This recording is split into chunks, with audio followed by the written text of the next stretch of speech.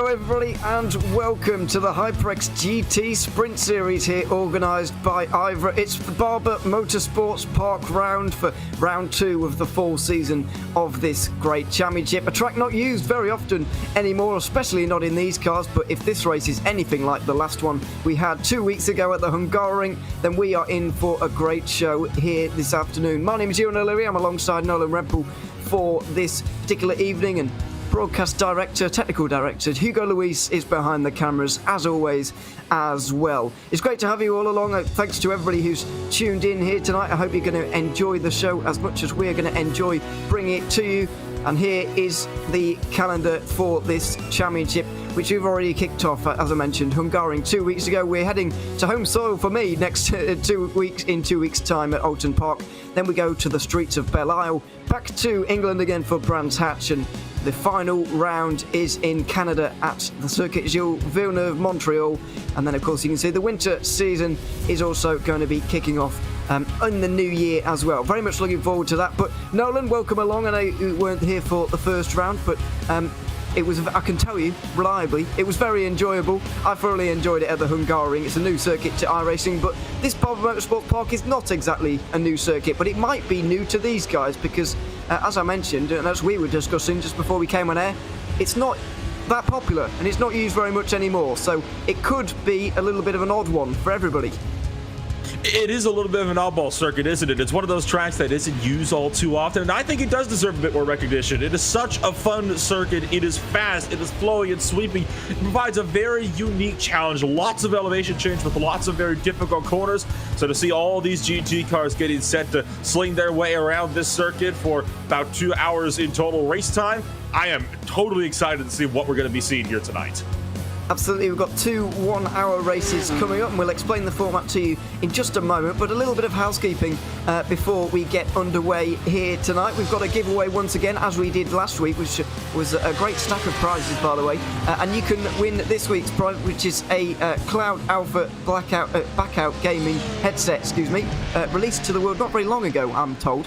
So very much worth having. And you can enter that giveaway by clicking the link that's either in the description or pinned in the YouTube chat, the RaceSpot chat on the right hand side, or indeed both of those places. But either way, fill the form in from that link, and then you're in with a chance of winning the headset on the right hand side of your screen just there. So there you have it. It's yeah, well worth entering. And also one more thing as well that we do have up for grabs here tonight while you're watching the show. The Easter egg prizes that will be you'll have to fill in at the end of the season if you submit a list. There's an Easter egg on every broadcast this season from all 6 races. There's the picture that you're looking out for today, and just to give you a clue as to what the hint from the first round was, the hint is goulash. So there you go. Periodically through the race, an image or something odd will pop up on the screen, and it ties in somehow to the circuit which we are at. So just bear that in mind while you're looking for the Easter egg. So good luck with that, and I hope you enjoy searching for it, and indeed hope you enjoy the show. As you mentioned, it's Nolan, it's a fantastically flowing circuit. I would say more suited to a downforce car, maybe an Indy car, which is synonymous with this type of circuit. I would imagine these guys are going to really have a difficult time with things today, because we know these GT cars don't have that much downforce really. They've got huge rear wings and they look spectacular, of course, but the amount of downforce they have compared to some of the other cars that you would expect to see racing around here is really not a lot. So I think these guys have definitely got their work cut out today in terms of getting around here safely and getting around here quickly, which of course is the big challenge.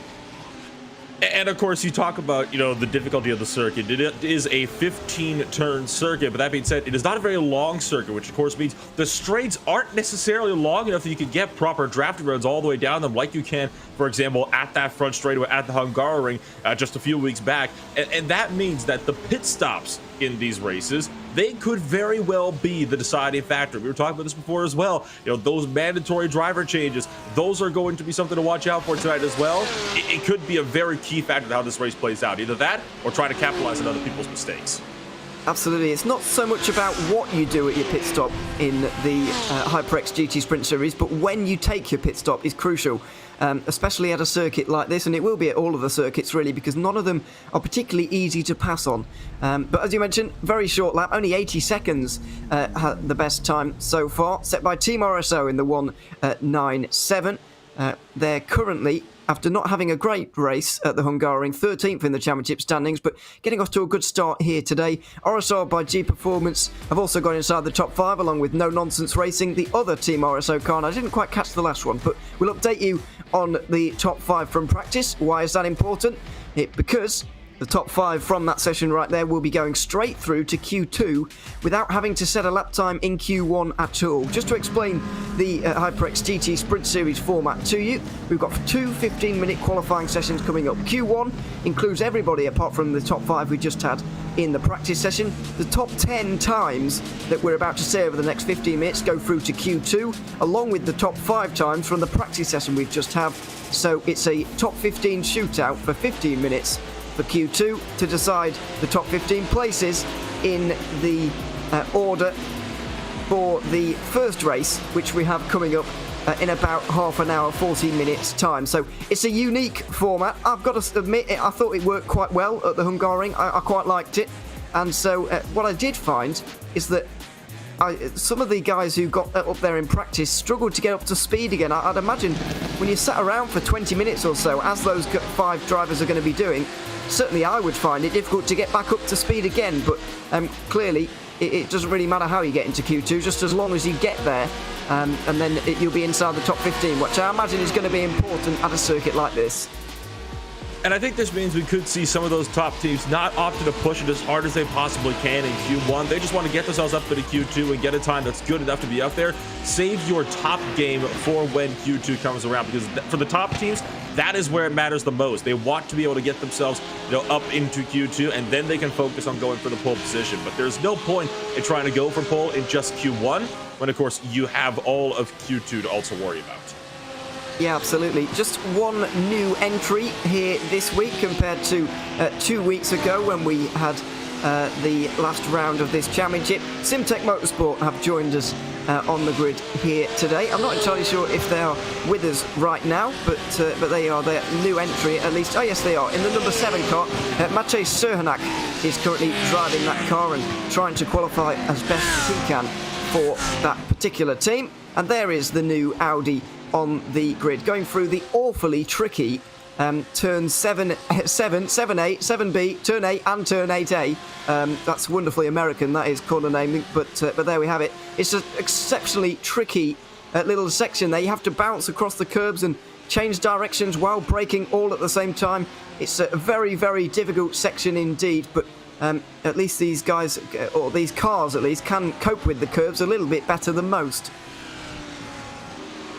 And that is, of course, the good news, is that these GT3 cars, while they are not the most agile machines in the world, they are exceptional at being able to deal with some of the curves, and that helps with Barber Motorsports Park, as the curves here, they're not the nicest things in the world, so to speak. And you get some cars, like the Indy cars and the Indy Pro 2000s that, of course, race here on a regular basis year after year, and they're not able to deal with those curves so well. They ended up kind of riding up over the curves, and it's not uncommon to see them spinning around as a result. These GT3 cars, they can always take as much of the track, though, as they physically can.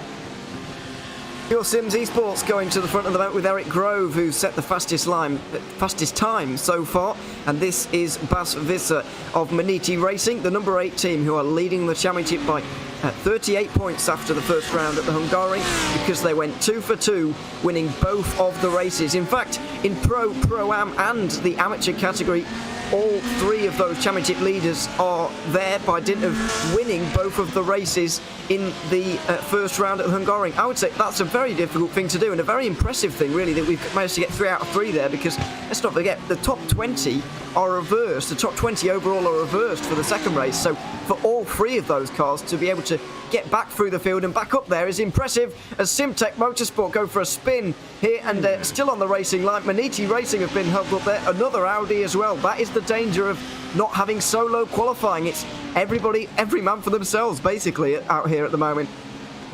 And the Maniti Audi does have damage on the front end now. As a result of that, they're going to take that dive down to pit road to likely get that fixed up before getting back out on track to finish up the qualifying session. So a bit of an unfortunate mess there for Bass Vista to find himself collected up in, but you come up and over the hill, it's a blind corner, so when you go up there and you see a car just stopped on the racing line, there's nothing you can do to avoid them.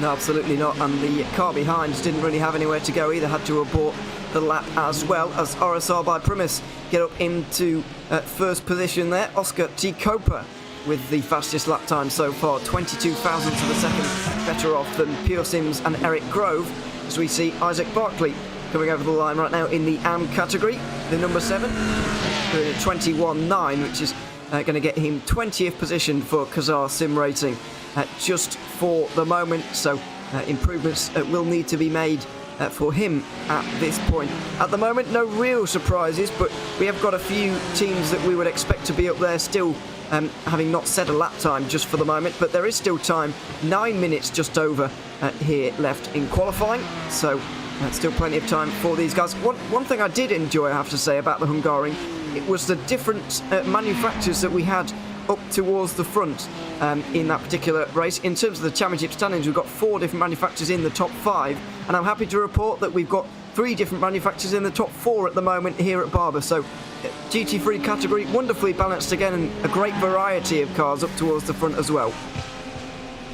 And of course, those manufacturers mentioned being up in the 3 of the 4 at the moment here at Barber are, of course, BMW, Porsche, and Lamborghini that are currently up here in the top 4, and it's another Lamborghini to round out the top 5. In order to find another manufacturer, you have to actually go all the way back to about the 9th, 10th place of the Simtech Motorsports number 7 entry, where you get the first Audi entry on the day. So it seems as though those cars, BMW, Lamborghini, and of course Porsche, they will be the manufacturers to try to beat today.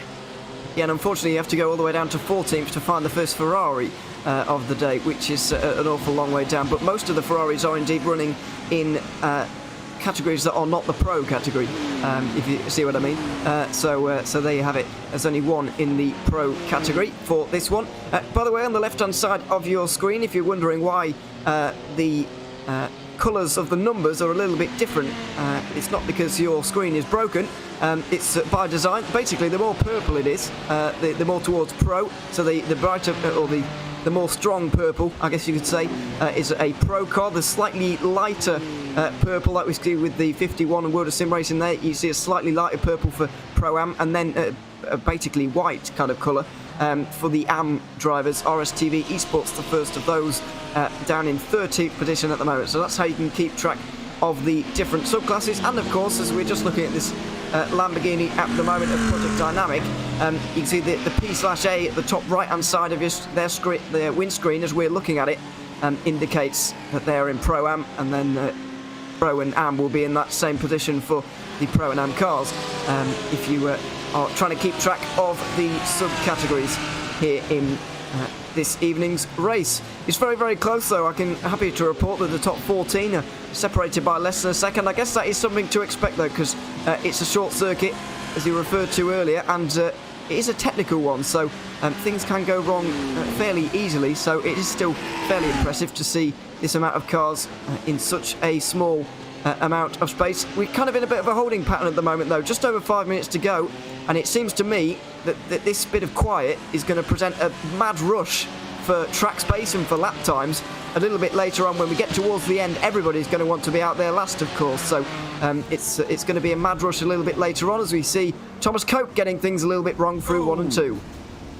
Yeah, a little bit of a slide through turns 1 and 2, and that is one of the easier corners to kind of drop the back end on, especially since turn 1 really does just fall away from you, and then all the downforce comes rushing back right when you hit the brakes for turn 2. So it is so easy to unsettle the back end, and I cannot tell you with the amount of times in various cars that I have gone off in that section of the racetrack. I think the one to watch for today though is going to be 7 through 7A and 7B. That is going to definitely be kind of the most difficult section on the racetrack. It is a downhill braking zone. You're constantly flicking your car first to the right, then back to the left, and back to the right for the little bit of a hair before you rock it out through turn 8 down what is one of the longest straightaways on the racetrack. And it will not surprise you, we saw a dive bomb there go a little bit wrong. Yeah, absolutely. We'll just have a look to the Pure Sims car. This is what you're referring to at turn 7, 7A and 7B, and then 8, which approaches you very quickly. Here it is. not quite going at full pace at the moment, Eric Grove, by the looks of things, but he might be, because he is very considered over the curbs there, as opposed to a mad panic, which is how most of these cars end up going over those curbs. But he's currently on the top of the standings with his last lap time, which is the first to get into the 19s. I believe even in the practice session we didn't manage to get into there, but either way, not many managed to if they did. So Eric Grove certainly in a good place at the moment. And of course, if nobody goes faster than that time in Q2 and everybody just stays where they are, then he's going to take pole. It doesn't matter. The times aren't reset after Q1. You get to carry that best time through, and then if you don't improve and nobody else overhauls you, then you can actually take it all the way to pole with that lap time. So it's not an insignificant session right now, even though he's looking very safe to get inside the top 10. And you are actually correct. He is the first driver throughout all of today to be able to break into the 119 range, but only just, of course. And the only other time that has gotten close to him so far has been that RSR by Primus machine in the number 68 entry, which has been trying to do a good job on run that time down. You see them coming around through the final set of corners now. They've logged at a 120.032 at the moment on the boards, and that is still faster than the fastest practice lap all race long, as is the third place time. But from there, the times are around compared with what you've seen in practice, and so far a little bit wide through turn 1. As we saw with Thomas Cope earlier, it couldn't go a lot more wrong than that, so he's done a good job to hold on to it there as Cope, but whether this is going to be a good lap time from here on in remains to be seen, really, as we look from the driver's eye view going downhill into the left-hander at turn 5, where you're basically braking before you can see the corner and then accelerating out of it before you can see the exit as well. It's a really blind racetrack, I guess you could say, and this corner's not much better either. Just look at the amount of visibility you've got of the curbs that you're hitting. It really is guesswork sometimes around here. It really is, and that's what makes a spin around the racing line so treacherous at any point on the racetrack. It makes it so difficult to try to go sight where you're going to be and sight where you're going to go. It almost guarantees a pile-up in any corner in the early stages of the race. And that right there that you saw, that was the longest straightaway we've seen on the entire racetrack so far today. So up through 12, and then from there it's just a few more rights and then one back to the left. There you can see pit entry. You have to go straight on at turn 14A over on the left-hand side of the track for you. Keep it nice and tight, and then look to dime it off turn 15 to get the best run possible down that front straightaway. Let's see if he can overhaul the Pure Sims Esports car of Eric Grove, and yes he can. A 19.8, that's a very good lap time indeed from Oscar Coper, despite the fact he got his wheels on the grass and he got it all wrong through turn 1 really, but it's a very good lap time, and RSR by Primus now go to the front. Impulse Racing are with Daniel Sommer are now into third place, by the way, with their previous lap time, but as we've seen in the past, he goes a bit wide over the hill there, so this is not going to be an improvement, I'm afraid. But as we've seen in the past, the second lap time is often better than the first, so he could have improved there, but didn't quite manage it. It's a BMW 1.2 though, and it's looking like a very good car to have around here. It's just a bit of a scary thought really as to how fast that 68 might be able to go if they manage to get turn 1 a little bit more correct than they did on their fastest lap. I find it a bit interesting that the BMWs are up there on pole. They are by no means the most aerodynamic cars out here. I think that honor would have to go to the Lamborghinis. So you would think it'd be one of the Italian manufacturers that would be up there, on the pole positions. But I think the reason why we're seeing the BMWs up there is because I feel like the car is just so much more stable through the middle of the run. You can kind of push it a lot more harder, and because it is a little bit higher off the ground, some of the other lower, more aerodynamic cars, you can attack the curbs a little bit more, which, as we've discussed before, is a very critical factor here at this track. Maniti Racing, after going 2 for 2 at Hungary, are not doing as well here. This is going to be their final lap time, just to try and get themselves into the top 10, and they are going to improve slightly there, is Bas Visser, but doesn't get another position out of it, so stays in 7th. Is he going to be safe in terms of getting through? Well, a lot of the guys who are just knocking on the door of a top 10 here are actually doing a lap time right now. Ronnie Nunez is just about in there for the moment, Torque Freak Racing, but these are definitely nervy times for those guys who are in the pit lane, like Olympus Esports, VC Sim Racing, for example. They're 9th and 10th in the pit lane, just crossing their fingers that nobody else goes faster than them. Absolutely. It's and just like that, Vector by RSR does go faster to bump the VEC Sim Racing driver out. Andrew Dawson with that lap time. 1 minute 20.2 has put VEC Racing out, I'm afraid, so it's going to be 16th at best on the grid for these guys. It might even be worse depending on how some of the others from behind do here. Just over 10 seconds remaining with Ronnie Nunez finishing his lap time, but it's not going to be an improvement for him. Time is about to expire in the next few seconds or so, but is there going to be anybody with a chance here to do anything here in the final moments, the dying moments of this qualifying session? It doesn't look like they are going to be able to, by the looks of things. So it looks like we do have our top 10, and indeed the 5 who are going to join them. Morpheus by Awesome Motorsport haven't set a lap time in this one, by the way, but they weren't in the top 5 in practice, so they're going to be starting from the back of the grid. RSR by G Performance, No Nonsense Racing, both Team S RSO cars, and Full Send Racing, with Fraser Smith now going to be handling that car towards the second qualifying session here. Those guys are through into the second part of qualifying, along with the 10 that you can see on your screen right now. SimTech Motorsport, the new entry, 12th position, so they've got the closest out of those who were setting lap times late on outside of the top 10, but they have not made it. Olympus Esports look like they're just going to be able to get there. So to run you through your top 10 who have made it, RSR by Primus have topped the session with Oscar T. Coper ahead of Pure Sims Esports, Impulse Racing, 5-Star Motorsport, Maniti Racing, the other Impulse Racing car, Talk Freak Racing, Vector by RSR, Wilder Sim Racing, and Olympus Esports are going to be joining those top 5 from practice here in Q2. That's a real roll of honour and a lot of stars up towards the front in the order there. So there's a lot of talent going on in the top 15, and it's going to be a very competitive second part of qualifying. And I would expect nothing less. I mean, IVRA has consistently put on some of the most competitive races that we have ever been able to see. I mean, you take a look at just how the Club Cup worked, a 20-car grid, but around Phillip Island just a few weeks back. Oh boy, that race was just chaos from start to finish, but it was sort of an organized chaos. It was enjoyable to watch, and the Sprint Series is somewhat similar. It really helps out for those that, you know, don't want to stick around for the longer endurance races, such as the 1,000 kilometers of the Red Bull Ring that we saw about 1 week ago, but it certainly does help for those that are still GT3 fanatics all the same. I want to talk a little bit about the 2-time race winners from the Hungaroring round, Maniti Racing. We've seen a few crumpled body parts on pit lane, and some nice liveries as well, including this one. Still out on the circuit. Impulse Racing managing to get into 4th late on in the session, but they didn't need to improve really, just doing a slight improvement to get a 20.1. But Maniti Racing in the number 8 car, 6th place at the moment, nearly half a second down on the leaders RSR Primus, RSR by Primus, the 68. Didn't get into the top 5 in practice either.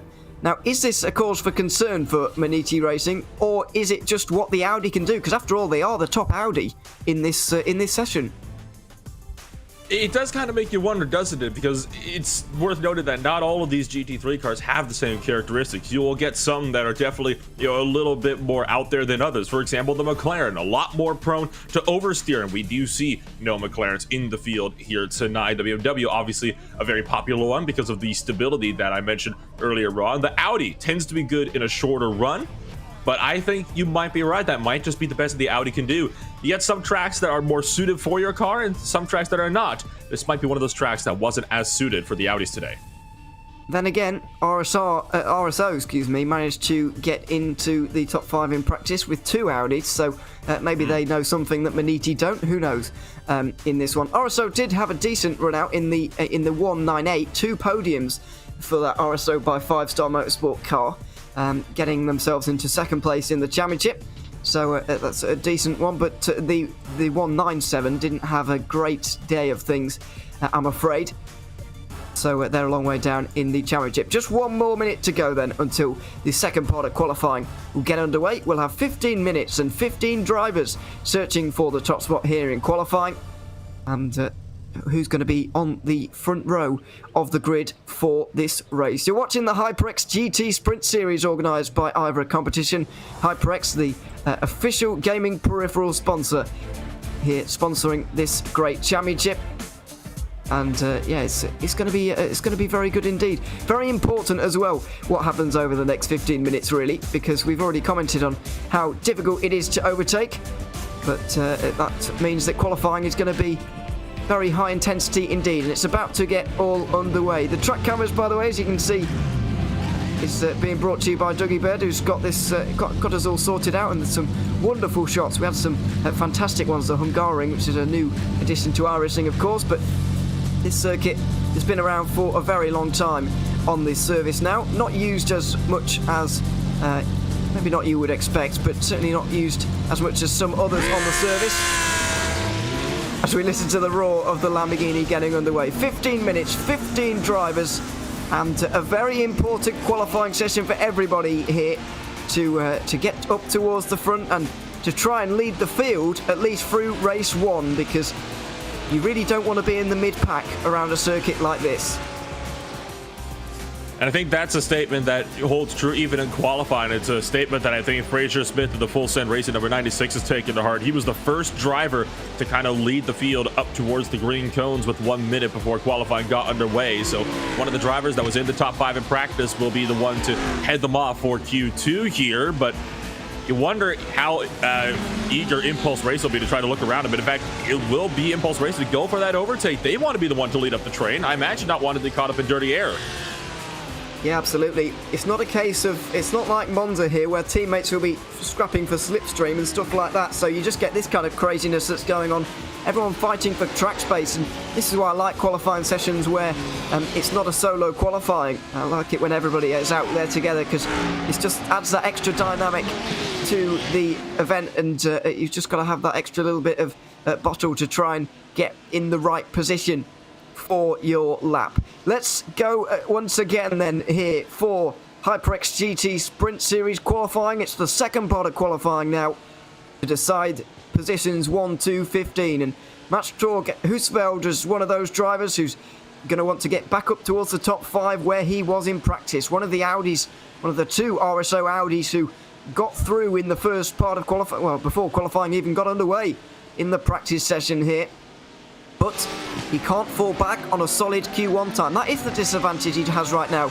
There's no, he is going to need a banker time almost, I suppose. So does he go for a slightly conservative lap here, or is he going to go all out for all 15 minutes? I guess he might be able to get away with it at a short circuit like this, but he's got nothing to fall back on, which is going to be unsettling for them. I know one team that's going to be wanting to do well as well here, Ewan, is going to be that Team RSO 197. They were the guys that were, top of the boards in practice with a 120.225. But as we've already discussed a few times, they've already beaten that today by sometimes as much as half a second. Look at the 119.815 that the RSR by Purpose Machine to the 68 car has been able to set so far. So there's a lot of work ahead of some of these drivers, and have had a spin on track in the final stages. 5-Star Motorsport HyperX's Porsche 911 has gone around. That checks up a good number of cars in their qualifying laps. Let's have a look at Mats Husfeldt, who sets his first lap time of the day. It's 9th position, so he does manage to get inside the top 10 just for the moment. So that's not bad from him. There's his teammate, Cedric Nebelzig, and I'm afraid not quite as good on this occasion for him. Down in 27th, possibly halted by the incident you were talking about there. Vector by RSR managed to get 8th. In fact, Andrew Dawson, he's not left the pit lane yet after all of that. Fraser Smith, I'm afraid, 13th. So not great for him at all after qualifying inside the top 10. The top 5, excuse me, in practice. Not a good start to his day either. So some of the guys who were not qualified in the first or qualified in practice, excuse me, have not quite got off to the best start here in the second part of qualifying, because none of them are even in the top 8 here, which is what I was referring to earlier. Everybody else has been driving out there for the last 15 minutes. They've just been sat there twiddling their thumbs for 20 minutes. So it would take them a little bit of time to warm up and get back up to speed, you would imagine. It'll only take about 1 or 2 laps, and then they'll be right back into the rhythm of things. And I think that's what we're seeing here with the no-nonsense racing number 20 entry with Aiden Shadwell. He's been keeping up with the 6th place Medici racing car of Bas Visser so far throughout all of this lap. And look at that power slide in the back end around through turn 13. So he'll come around through 15. It will just be an improvement. As last time was a 121.1, good enough for 24th place.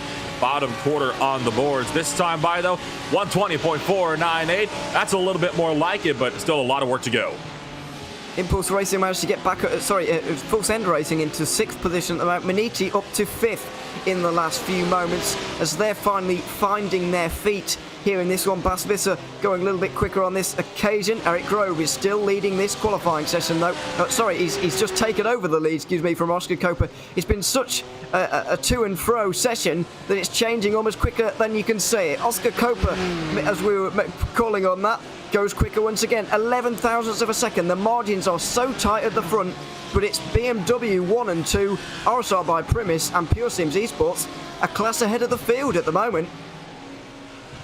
It honestly is amazing, the dynamic we're seeing between Pure Sims and RSR by Primus here. It's kind of a look of, Pure Sims just wants to get that pole position so bad, and RSR, they keep on kind of like dangling in front of them. They have always just a little bit that they can close in, and then as soon as they take that lap, they just topple them right back by putting in another one. But again, always within just that little bit of a striking distance. It's a very interesting way the session has kind of developed. You see Medici Racing's number 8 car along with the No Nonsense Racing number 20 driven by Aiden Shadbolt, both coming down into pit road. Shadbolt's up to 15th now.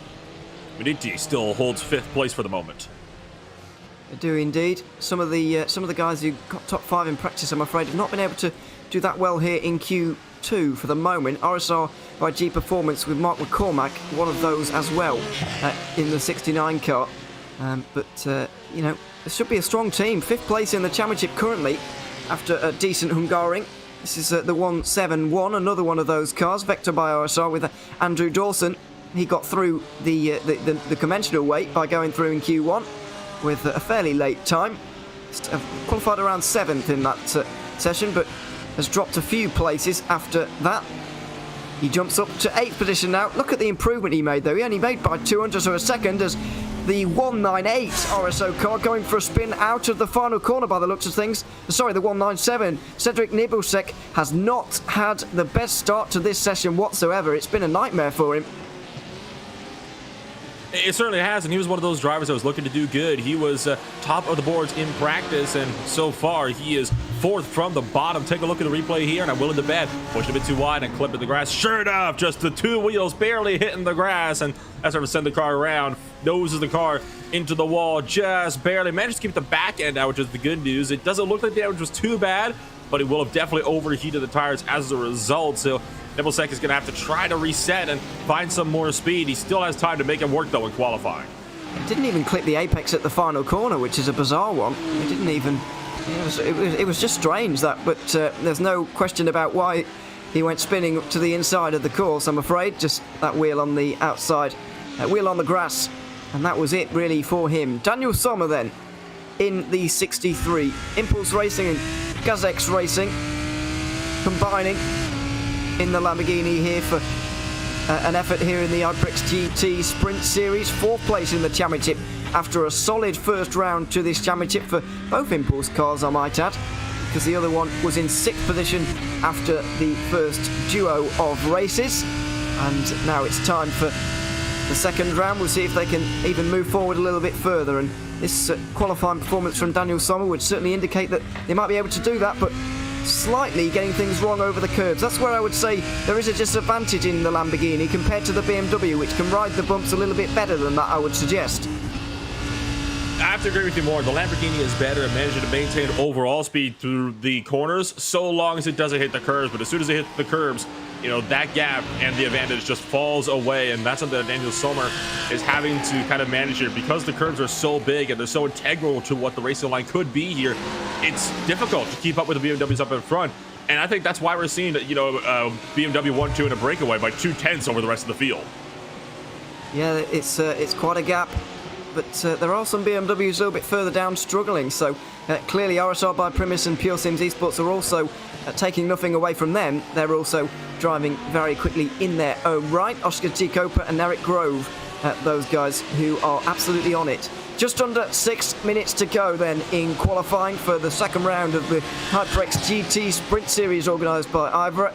And it's Daniel Sommer we're looking at the moment for Impulse Racing, trying to turn a third place into the front row, but not able to for the moment. It's going to need to be a big improvement, given the amount of improving we've seen so far and the size of the improving. It's looking unlikely that we're going to see him jump up towards the front row, but you never know. Just want to shout out to World of Sim Racing as well, who are in 9th place at the moment as the 197 finally gets their act together inside the top 10. You know, Pro-Am car making it comfortably inside the top 10, making it into Q2 is a great demonstration from them as to why they're second place in the championship, and they're putting big distance between themselves and Project Dynamic, which is going to help them out in the championship. Oh, it absolutely will, and you get these little gaps that tend to build up over the course of qualifying, and the gap just continues to grow and grow. It'll be an interesting one to see then how this battle in that championship for Pro-Am will play out, but for now, Adrian Baiza doing a good job of the World of Sim Racing team's number 51 to make sure that that entry is as far up as it can be. You always want to have as many cars as possible between yourself and the next driver in your category that you have to contend with for a title. But of course, the points are assigned based on category rather than overall, so it's not like they're scrapping for a few points at the bottom end of the top 25. They are going to be getting 100 points in their own right if they win a Pro-Am race. Here is the current leader in this qualifying session, Oscar Coper, with a 119.7 just going under the 119. Oh my word, that's outrageous from Oscar T. Coper. Look at that. RSR by Primus, almost untouchable at the front of this qualifying session right now. Nearly 3 tenths in front of Pure Sims. Where has he found all of that time? As everybody else is finding hundredths and thousandths of a second, he's just taken a couple of tenths off his own lap time. That is remarkable from Coper.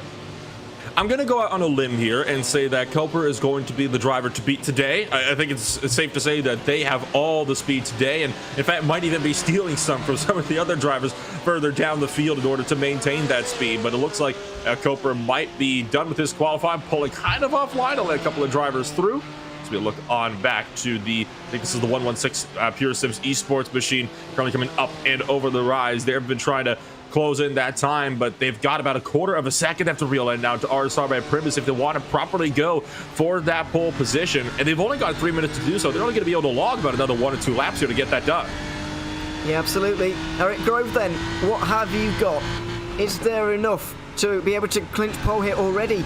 A slight correction had to be made into turn 1 there, and is turns 2 and 3, the never-ending right-hander that swings back on itself and doesn't really end here until we've gone over the brow of the hill at 4.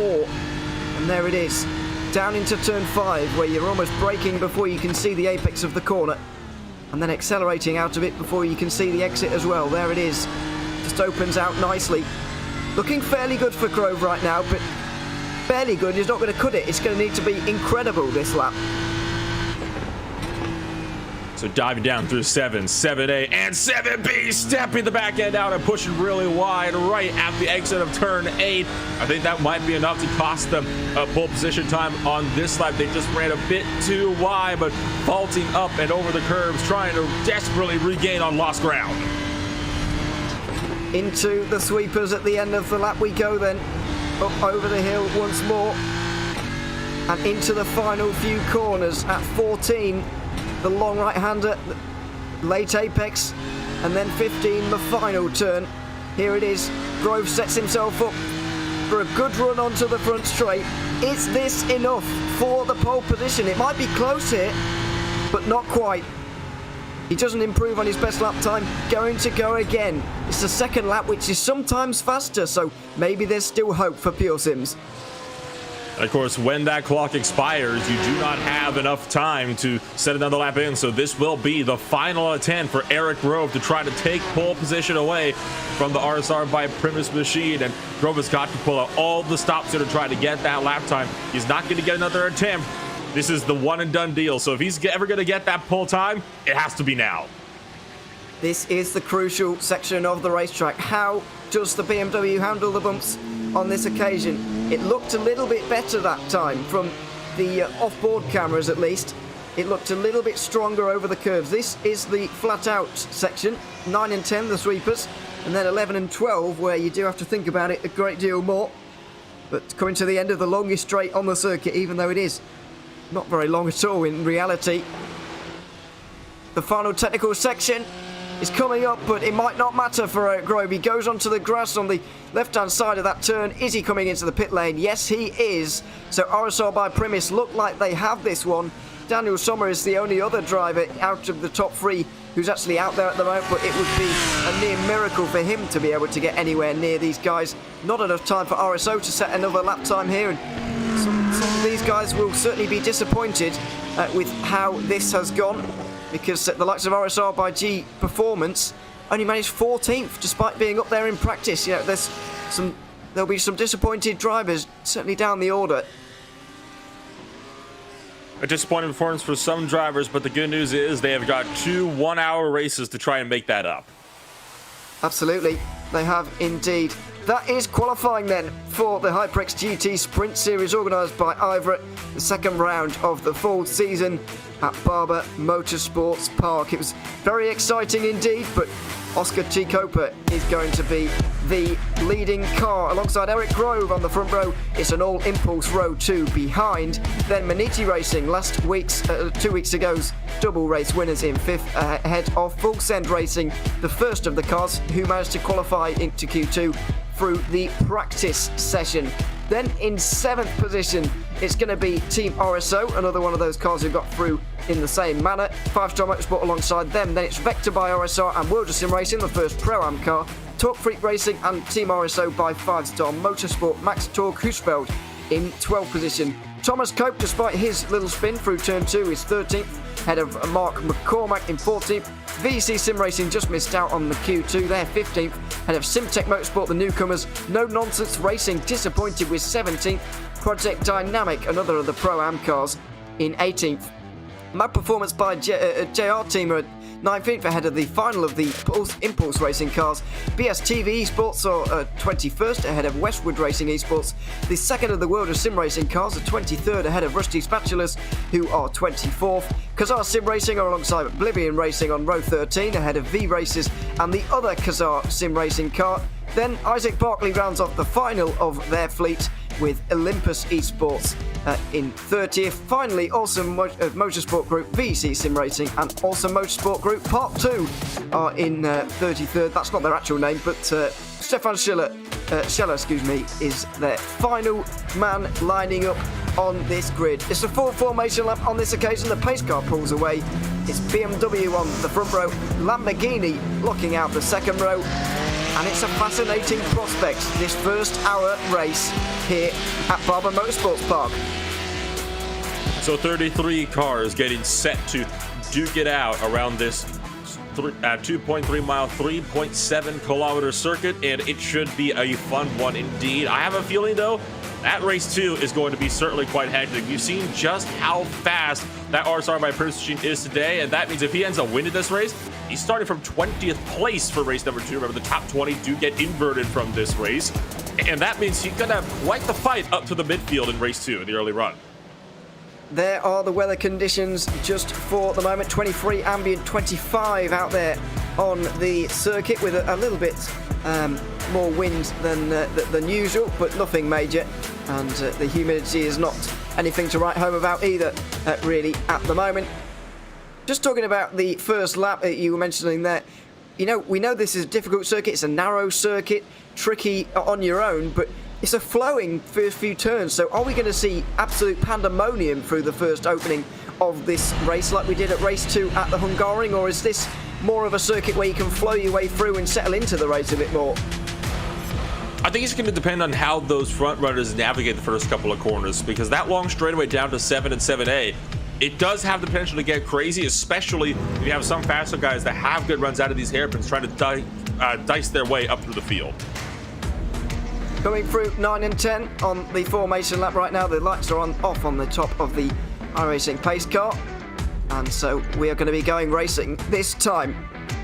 60 minutes of on-track action here at Barber Motorsports Park with a mandatory pit stop between 25 minutes and 35 minutes into the race. Each of these cars will have to change their driver during that time before the end of this race. Up the hill they go through turn 12 and into 13 and 14 where this track reaches its conclusion. Pit road will be appearing on the left-hand side of the drivers in a few moments' time, and the pace car will be pulling into it to allow Oscar Copa to take control of the field. Eric Grove alongside him, going to try and overhaul, but it's a BMW lockout at the front at Barber. The second round of the IVRA HyperX GT Sprint Series is set to get underway. Copa holds for a very long time, but the green flag is in the air. We are racing at Barber Motorsports Park, and it's a fantastic start from the RSR by Primus driver. Pure Sims managed to get himself into second with Impulse battling over the third and fourth position. Another Impulse car going wide through turn 1 by the looks of things, but it's a clean start for the leaders. Oscar Copa already with a couple of car lengths over the field as they go down towards turn 5. And the top 5 gets out single file now. 3, 4 wide though, further behind into turn 5. And you can also see one car going around deeper in the field as well. I believe that was the Team Oblivion Racing Machine that got spun around. And Team RSL by 5-star, the 198 car, went off in a 4 wide overtake down into the hairpin as well. So through 7, 7A, 7B, it's side by side, so many rows deep. And the drivers are trying to scrap away from positions before it's too late.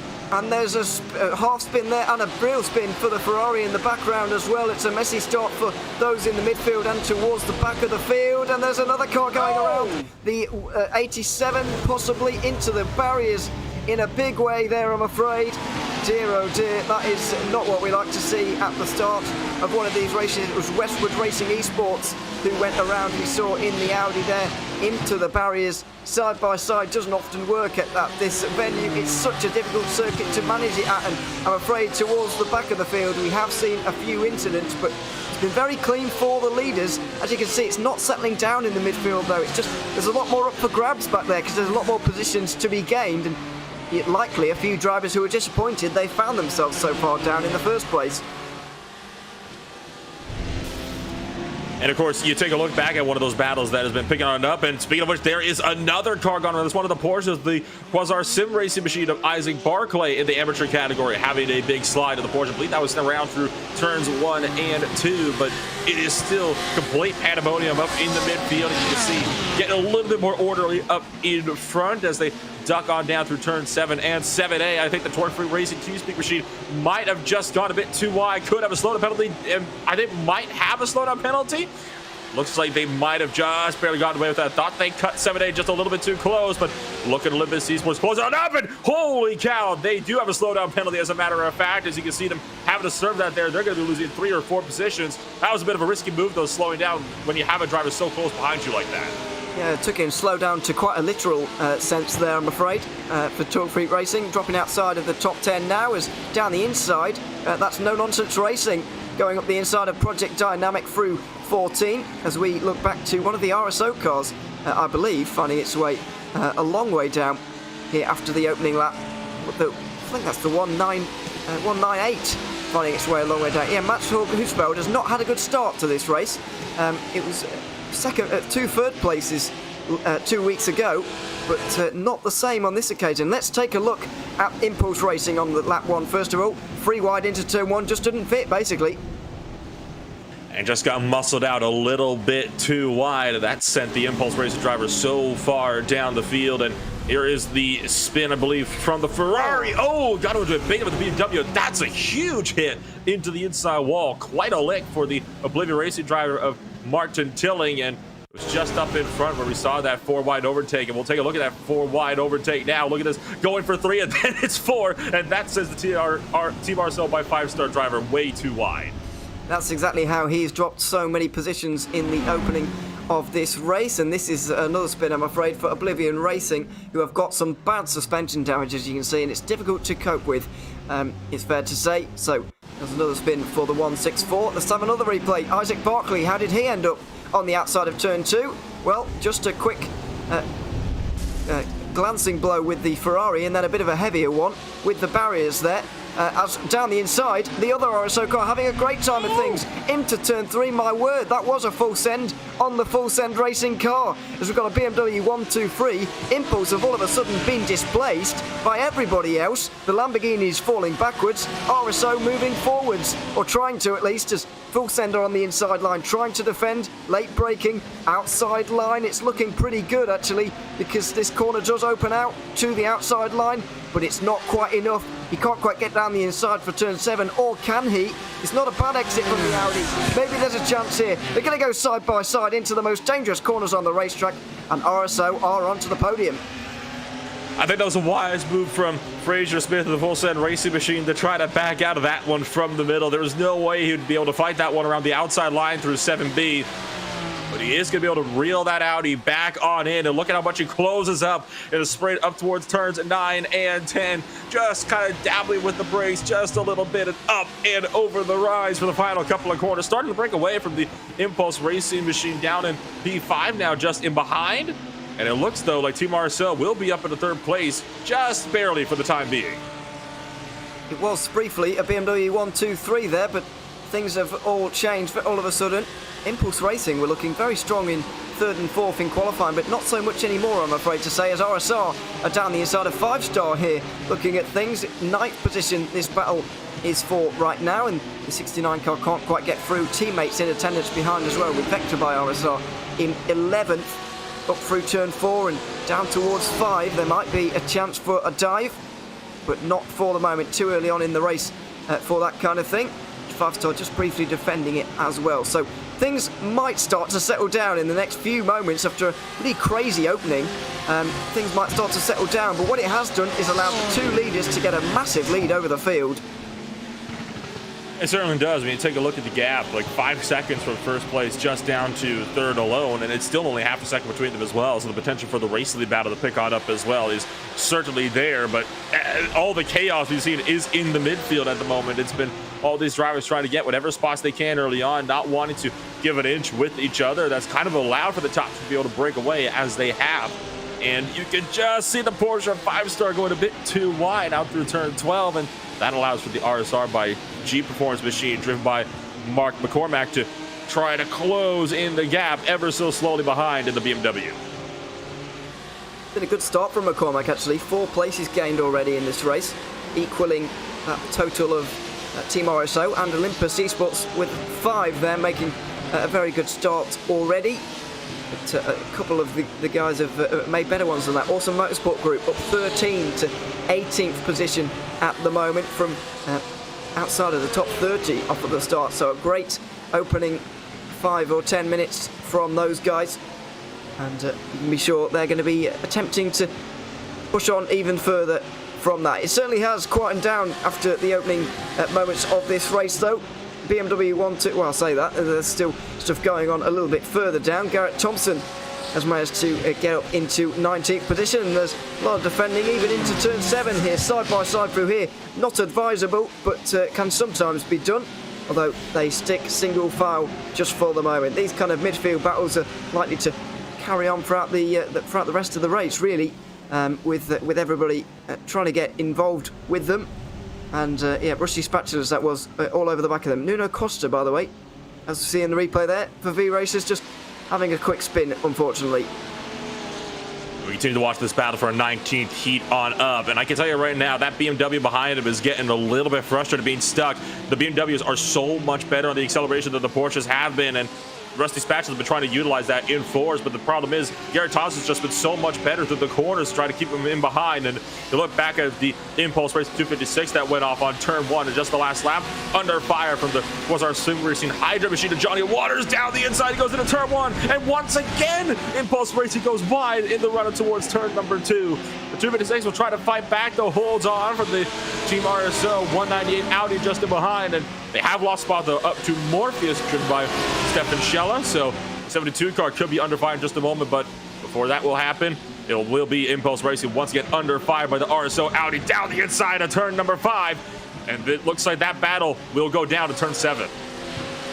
Max Torg Husfeld is trying to gain some spots once again after going off at turn 5, and the Impulse Racing car definitely knew that because they backed off, realised they're not really in the same fight here at all. So it's not worth going for it as we go on board with the Ferrari of Matt Lovebridge behind. Olympus Esports driver. Pretty much flat out. Oh, well, I was going to say flat out through the sweepers there, but just misjudged it ever so slightly. Following on from cars behind is always tricky, as we've just seen. This is one of the pro cars, of course, in 26th at the moment. A little bit out of position compared to where you might expect it to be, but Max Torg Husfeld is one of the most out of position cars in the field, really. One of the main, or one of the only front runners to really have had problems on that opening lap. So he's going to be one to watch throughout the 50 minutes of this race. How many points can he recover from this position? It'll be an interesting one indeed, and you can see the battle for the race lead looking to pick on up as well so far. That number 116 has slowly been trying to reel in RSR by Primus here in that 68 car. Look at how close they are through 7 and 7A. It's an interesting dynamic between these two drivers. The gap is really ebbing and flowing here. It's like kind of growing and then it's closing back in again.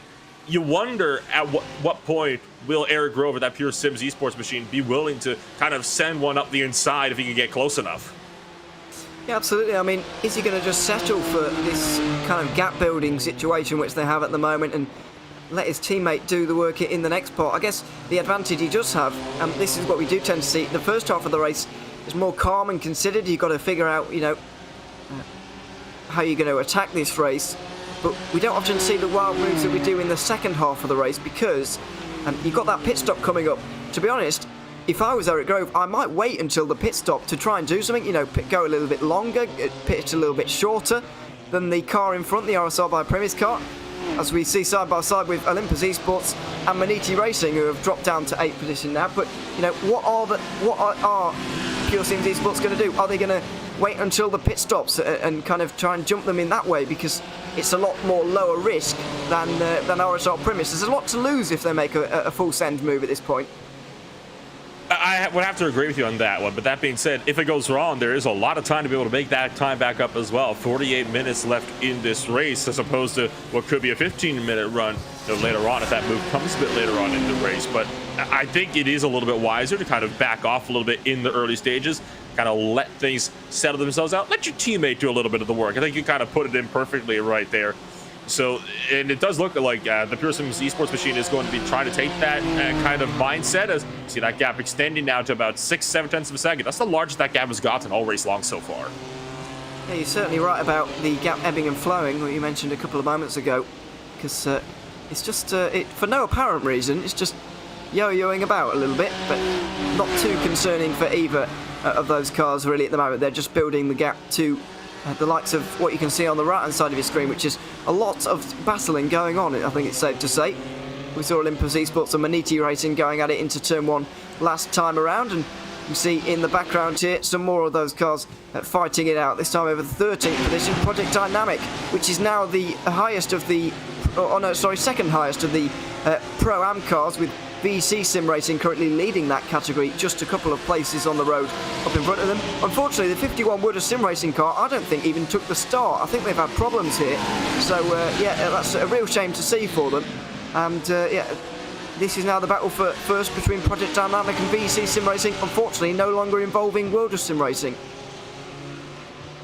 So it's so unfortunate for World of Sim Racing, but again, you have all of race 2 to try to work yourself back up through the field and get yourself in a good position, but this could be as many as 100 points you're losing out on for race number 1, which is where the real unfortunate part tends to come in. Yeah, absolutely. It's a lot of points to be losing. 100 points for a race win around here, don't forget. And the points are assigned based on the particular races rather than your round performance, as that's very wide from SimTech Motorsport. And Talk Freak Racing are going to capitalise on that one as well, back inside the top 14 at least after their slowdown a little bit earlier on. Just a small mistake there, and it just shows all the corners, kind of particular sections of corners, certainly flow into one around here. And so it just shows when you get one part of it wrong, it can all go wrong quite quickly. battles up for 9th and 10th on the racetrack. RSR by G Performance having a bit of a go at the 5-star Motorsport HyperX machine, and I thought they were going to come together. You could not fit a sheet of paper between them down to turn number 1, and now Mark McCormack going to be going to try to take this one the long way around turn number 5, but Konstantin Sharp going to be holding that one in tight of the hairpin, and that will keep McCormack at bay for the time being. But that Porsche steadily losing time, and you got a couple of BMWs in behind, making 3. They're going to be trying to have it go down the inside. McCormack makes the move into turn 7 and somehow pulls it off.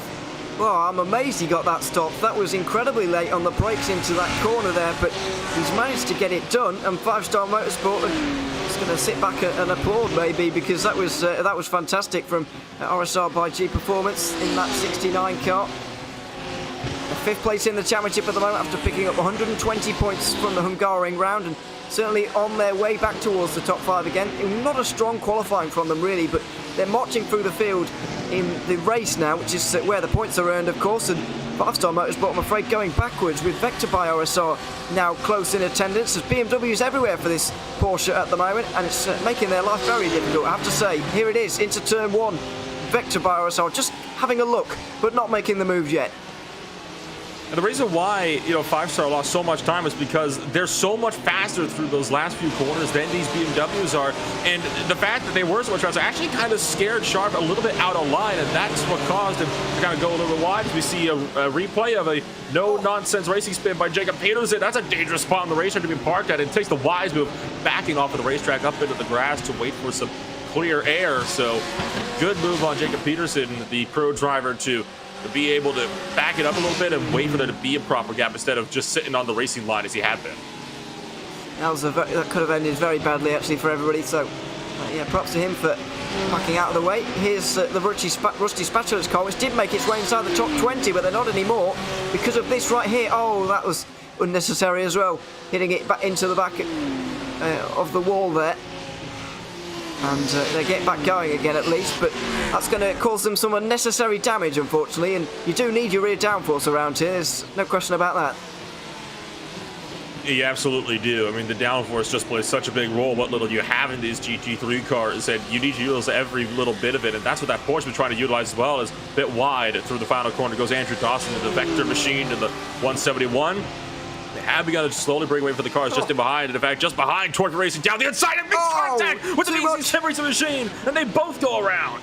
Oh, it's just too late on the brakes for Torque Freak there, and VC Sim Racing have gone around to lose their lead in Pro-Am. Let's have a look at how it went down. Ronnie Nunez just went too deep into the corner there, and VC Sim Racing was just an innocent bystander in Torque Freak Racing's accident there, I'm afraid.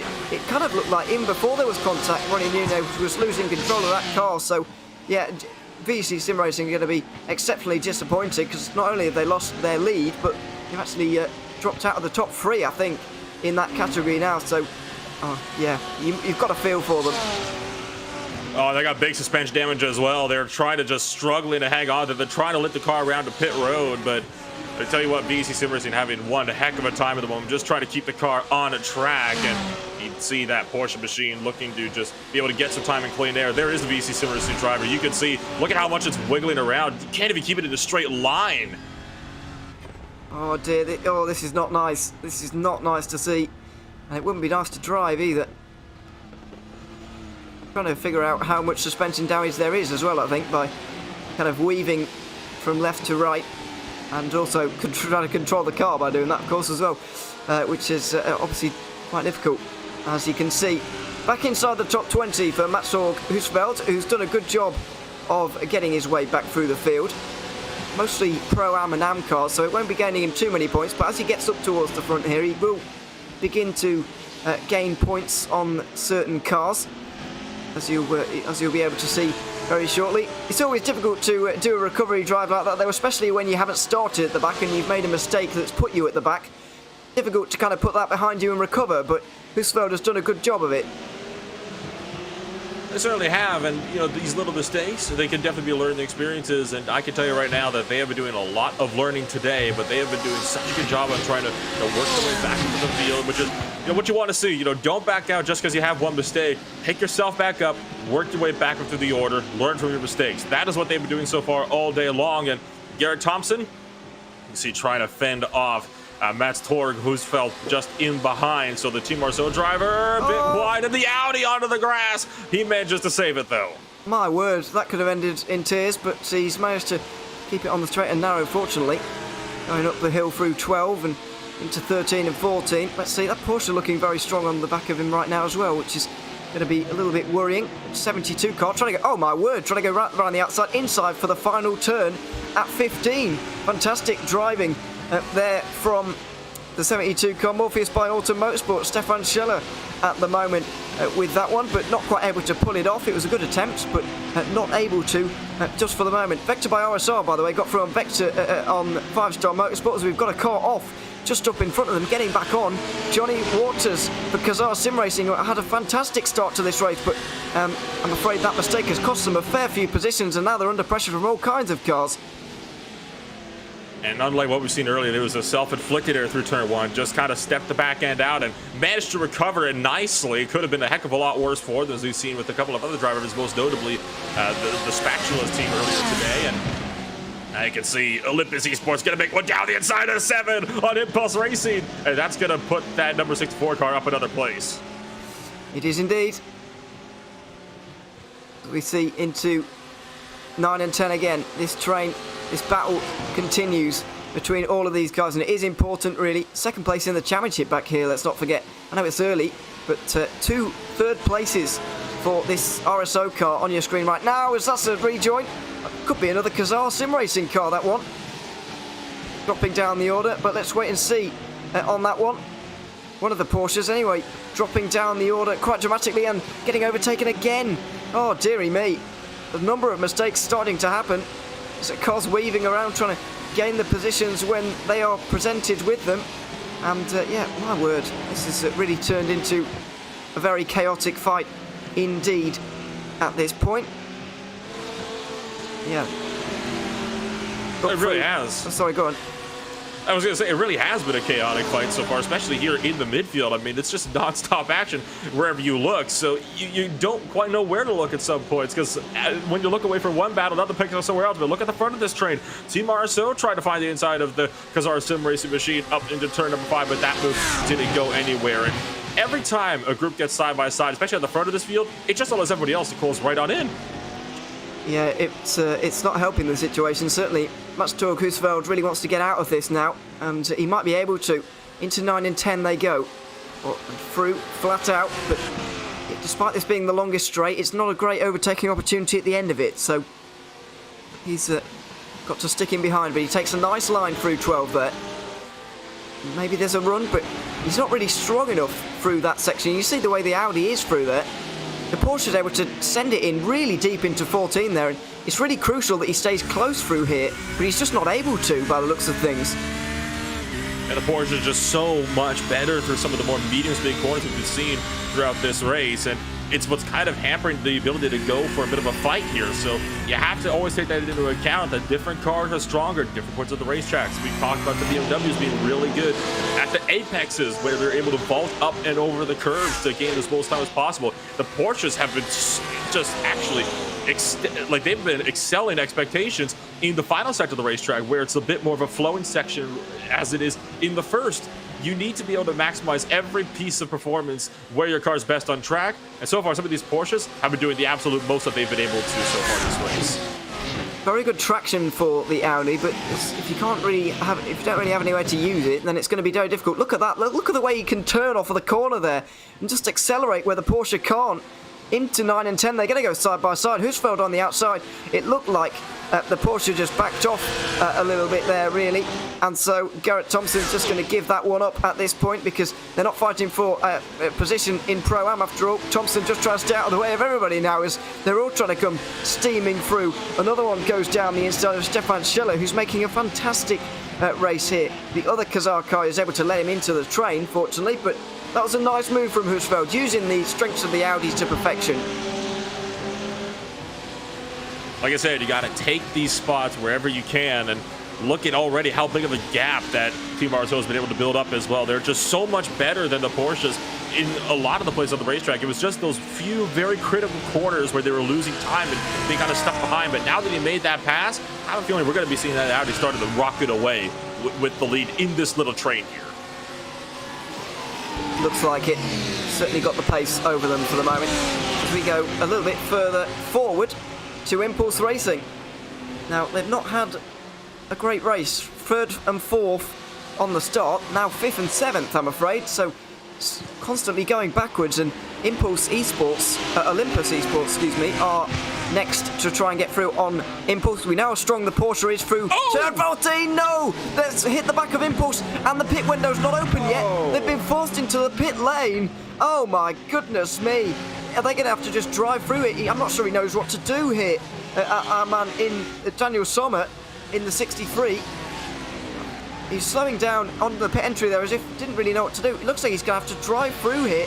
Basically a drive-through penalty because the Porsche's got into the back of him there. Really unlucky for him. Or is he going to take his pit stop here? It looks like he's just going to take an early one and maybe say to race control, look, I didn't really have much choice there. I mean, to be fair to Daniel Sommer, the pit window opens up in about 20 seconds anyway, and just their pit window just now opens up. So, I mean, if you could have come in on the next lap anyway, that's a very interesting one, though, because we know you're not allowed to come in before that pit window opens up, but what are you supposed to do otherwise? I mean, he got forced into the pit lane. There's no other way to put that. Goodness me. I was just about to say how he pulls away very slowly in the 63. Is that still it is still Daniel Sommer. Oh, no. Deary me. So, I'm not sure what the rules are and what you can change during a pit stop before the pit stop window. I imagine nothing, actually. But let's have another look at this incident. Olympus Esports just misjudging it, really. And we know how good the Porsche is through that section.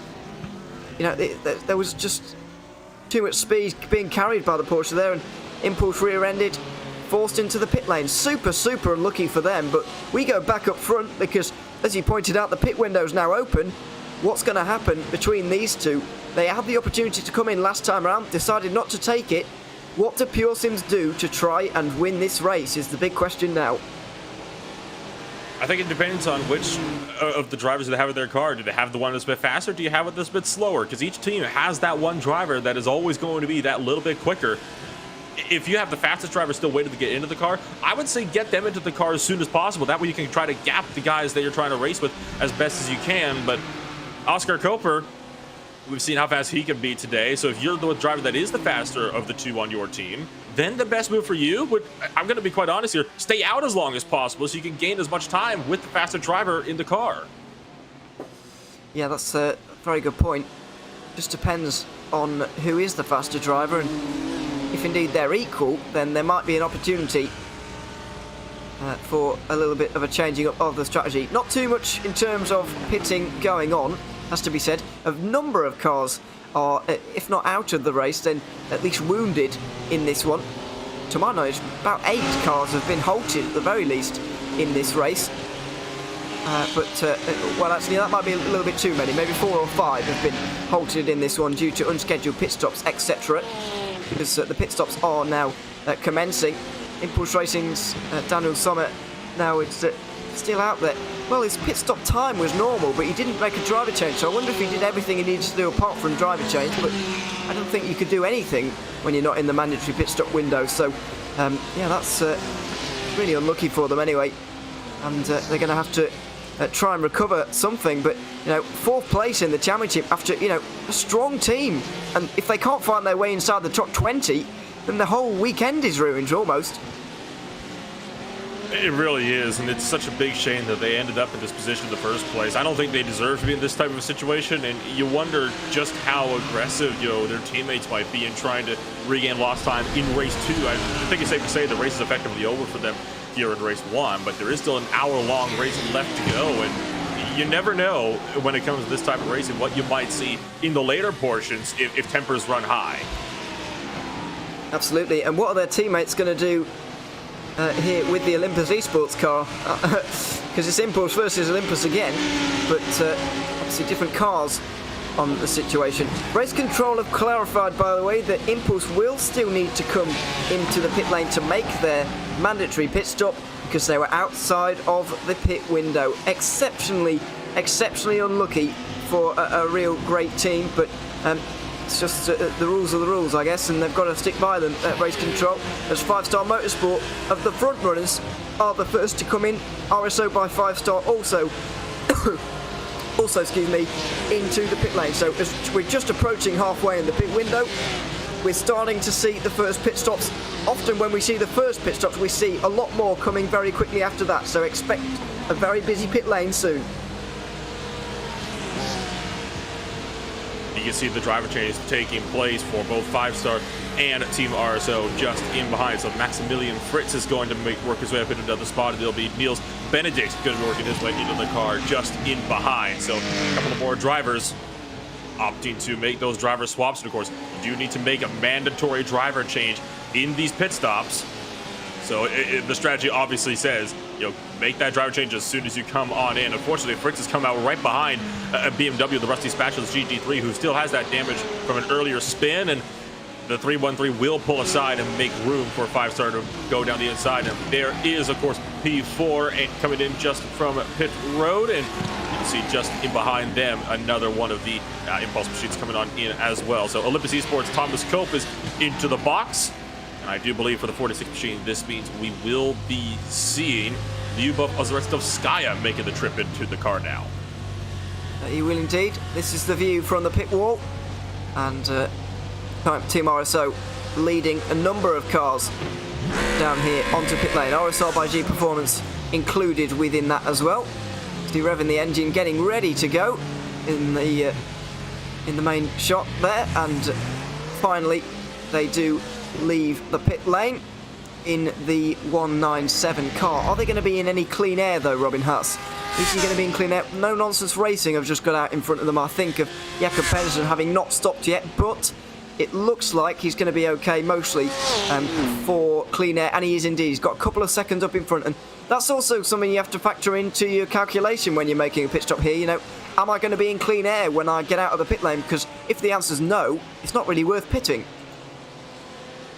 And at the moment, the field is strung out around the entire racetrack, so it is very, very difficult to be able to properly find a place of clean air to work with, which makes it really interesting when you're trying to take that little factor into your pit stop calculations to determine where you're going to come on in. And it is worth noting that, of course, that VC machine still has yet to come in as well. The Impulse Race machine has yet to come in as well, of Daniel Summers. So we're still waiting on that one. Project Dynamic and BSTV Esports are both down to the lane this time by for spots inside the top 10. So you still have a couple of drivers that need to make those pit stops up in front, most notably the top two as well, who have continued to stay out there on the track throughout the entirety of this run. And you only have a few more minutes left in that pit window before it closes. So in this next lap or two, we're going to be seeing everybody that hasn't stopped coming on in this next time by. Yeah, we are indeed. Although they might be able to fit two more in. Oh, no, maybe not. It's actually it's closer than you want to cut it. We'll put it that way. Pure Sims then. Now then, the penultimate lap where these guys can realistically pit, and Pure Sims Esports have gone for this. I was beginning to wonder if they're just going to follow RSR premise and do exactly the same thing as them, and I was going to be very upset with them, to be honest, because there's no way you're going to be able to, well, there's not no way, but it's unlikely you're going to win a race by following exactly what the leader does. You need to do something different, and that's exactly what the 116 is doing right now. Full Send Racing follow them in, but this is a good call in my opinion. Eric Grove gets out of that BMW, and he will be making a driver change to Steen Ledger, who will be in for the final 27 minutes of this race. Now, the outlaps and inlaps for both of these cars are going to be crucial and potentially race winning. Of course, Steen Ledger is a very, very quick driver. We have seen that before, so Ledger might have a bit of his work cut out for him, though, because you have seen that RSR by Primus machine has just been unstoppable so far today. So you never know what could happen, on these types of races. But these pit stops, we talked about how crucial they were, at the top of the broadcast, and we'll continue to kind of talk about how important they could be. And we'll see just how influential that pit stop will be once RSR by Primus finally makes the trip down to pit road. Yeah, absolutely. Got a 33-second lead over Talk Freak Racing, who have also yet to pit in this race. And now, finally, the black and red BMW comes down pit lane. Did see that the 257 of Impulse Racing had to back up into their pit box, by the way, so they will have lost a couple of attempts due to that, and they've come out right behind Olympus Esports. They might have been able to jump them if they didn't have to do that, but there we have it. There go your leaders through the shot right now, and there's a lot of pressure on this outlap for Steam Leisure at the moment. Oscar T. Coper, after having a fantastic stint, is going to get out of that car now. Or, well, I haven't seen him get out yet, but I'm informed that he's going to have to, as Talk Freak Racing also do the same. It's very much the last opportunity for all of these guys to change their driver, and indeed the tyres as well. It's RSR by Primus on the right hand side of your screen. Drop down on the jacks, and now finally going. Pure Sims on the left hand side. It's a shorter route through turn 1 for RSR. They're just about going to make it in front and actually put a few more attempts onto the margin they hold over Pure Sims Esports. So a great pit stop then for RSR by Primus. We'll see them hold the race lead. In fact, Pure Sims, like you mentioned, losing a couple of attempts in the pit stop window, but there's still a lot of time left to go. More than enough time to be able to properly make their way up through the field and potentially be able to contend for a race win before the end of the night.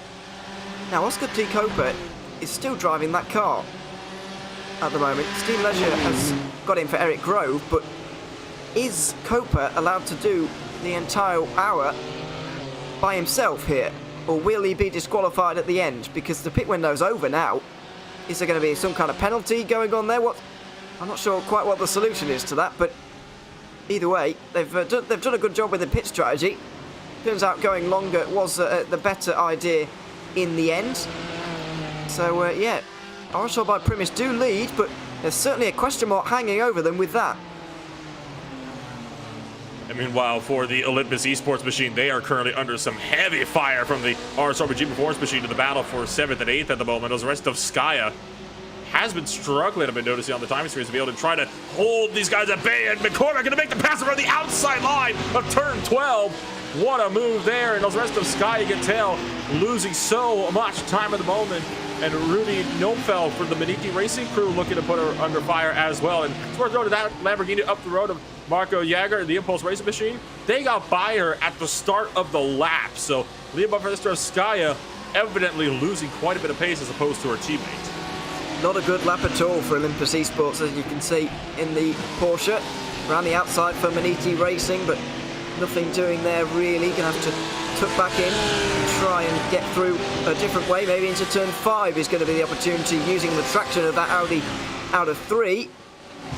On the brakes, downhill, left-hander, and he's been given the room, but they're still side by side out of the corner into turn 7, which is going to be very tricky because Olympus Esports have the inside line. Maniti going to have to stick it around the outside, which would be outrageous, but he's well, sort of attempted to go for it, but not quite in the end. So Maniti took in and have to fight another day, I guess, and try and get through in that way. But certainly the 46 car not got as much pace as it did in the first half of this race. There's almost no doubt about that.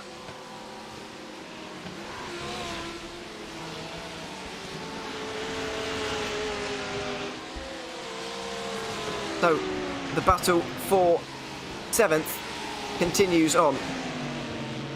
Race Control have given us some information that some teams have an exception for I presume one event per season to use a singular driver.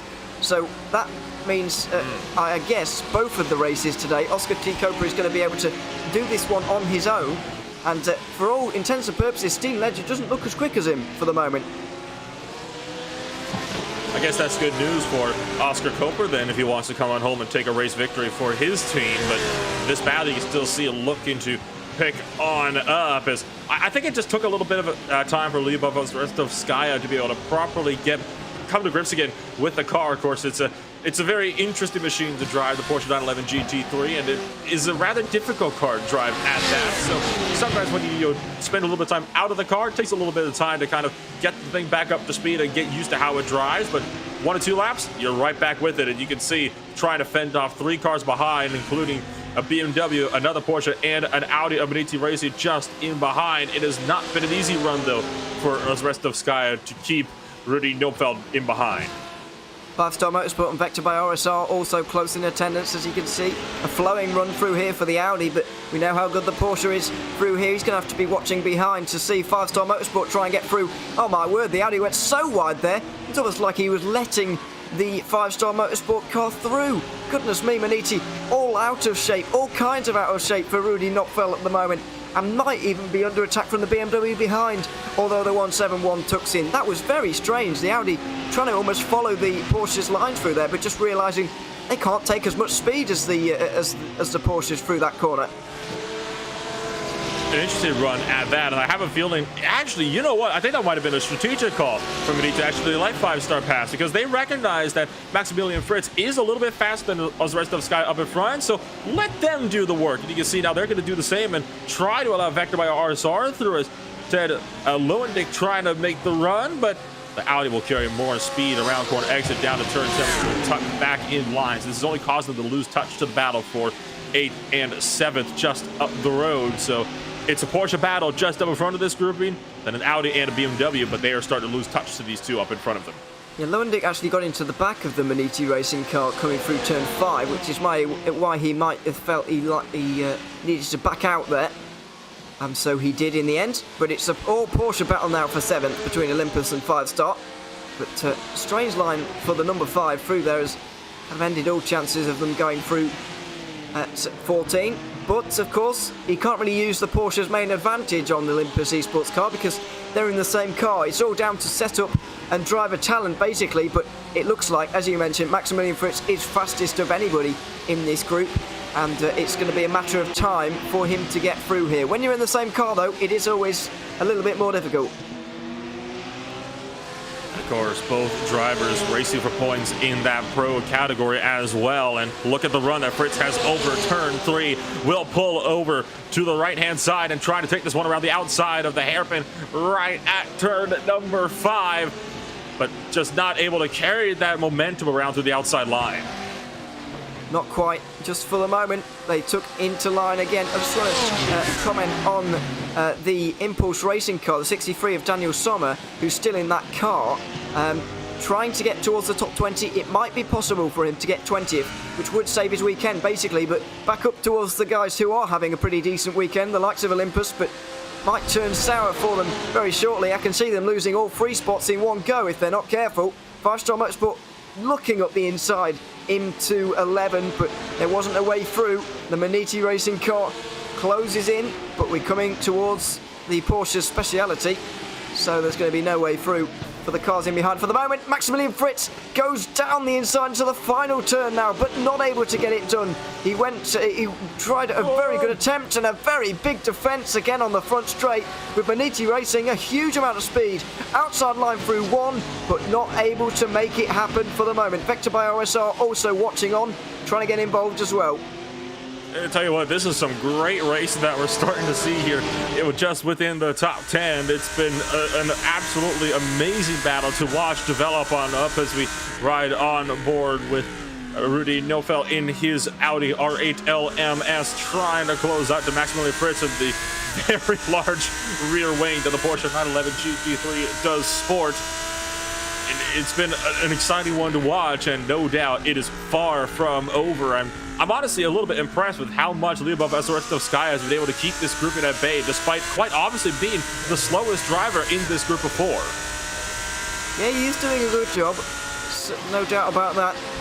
5-Star Motorsport have been really attacking him for a good 10 minutes now, but it's nothing doing just for the moment. They go into 12, taking the same line at the moment. Good job. We've seen once again this Olympus Esports car doing very well in the first half of the race and then holding on in the second half to great effect, actually. 7th place in the end after the Hungaroring rounds, and 7th place in the race right now. I think they were actually 7th place in both of the races at the Hungaroring, so clearly their favourite position, and they're holding on to it for the moment. But obviously this circuit will be helping them slightly, but you do still need the talent to be able to hold on. There could be a bigger attack coming now, though, into turn 5. A lot of defence, goodness me. There's almost no space left on the left-hand side of the road. It's a big stack up. 5-star into the back of the fellow Porsche there, and fortunately for everybody, they all keep pointing the same way.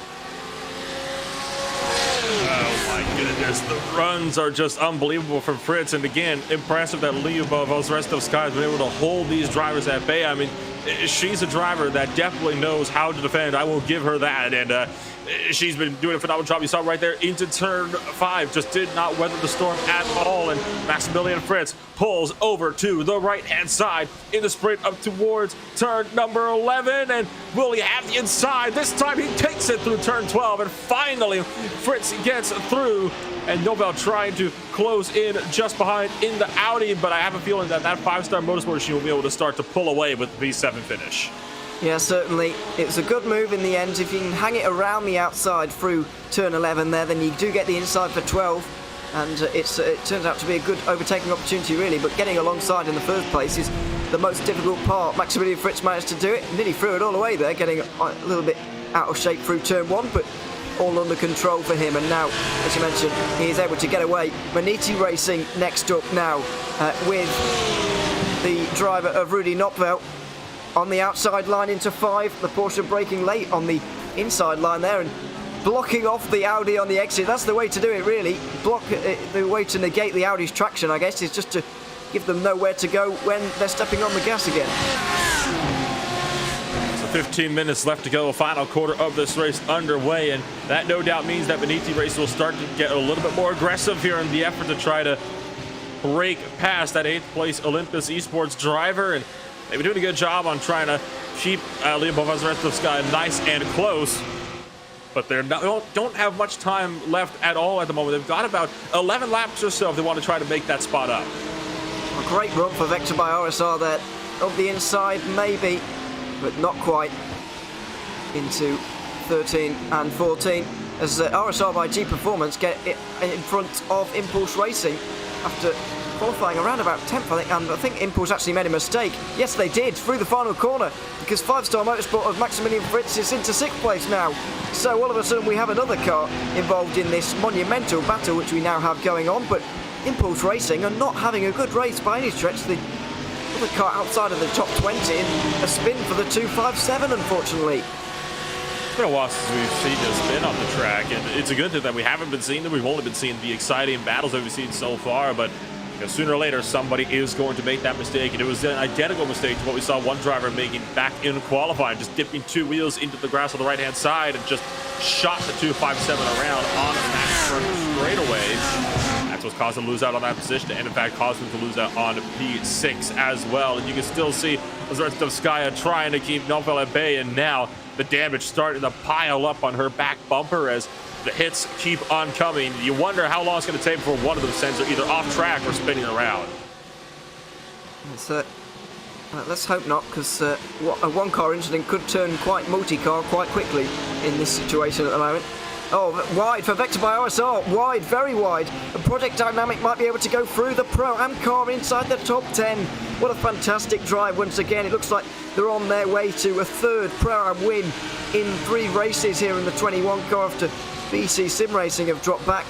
The other Impulse Racing car is a long way back. You might be able to see them in the background at this shot here, but they've got more than the length of the front straight. Many cars between themselves at the moment, so top 10 for a Pro-Am car. A really great drive from Project Dynamic for the 2nd round in a row. Lamborghini goes up into 10th place, up in front. Maniti Racing still trying to work on Olympus Esports, trying to go for the crossover, the over-under all the way through that hairpin of turn number 5, but has just not been able to, I think, get the run that he would have liked. Will he try for the inside of 7? Thinks about looking for it, but there's no gap. Oh, and he does hit Lyubov again, and this time sends her wide. Maniti had enough of waiting the round. Yeah, absolutely. Well, I'm not entirely sure if that was an intentional bump on the back bumper of the Porsche there, but it certainly was effective, I guess. Oh, what a run that was. Through the left and right. into 11 and 12. Oh, and it's back through again for Olympus Esports. This battle will rumble on as Vector by RSR try and make up the position that they lost last time around. They do indeed manage that against Project Dynamic. Simtech Motorsport try and follow them through into 11th place on debut, and Talk Freak Racing likewise. Project Dynamic, given they're in the lead of Pro-Am, didn't want any part of that at all, but what great driving. Olympus Esports are back into 8th place. Maniti on the defensive again.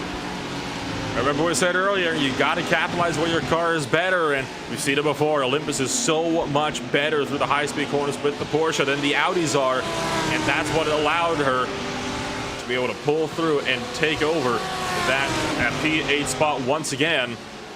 And all of that checkup allowed for these positions further back to make up. And how about Simtech Motorsport trying to go down the inside of Vector through turn number 5 to make an effort to push his way up into the top 10. Standa Sehal trying to work on the outside line coming to 7A. They're going to try to fight it around the outside line as well. They're going to be side by side through 7A and 7B. And they're still side by side out of turn 8 in the sprint down the straight towards 9.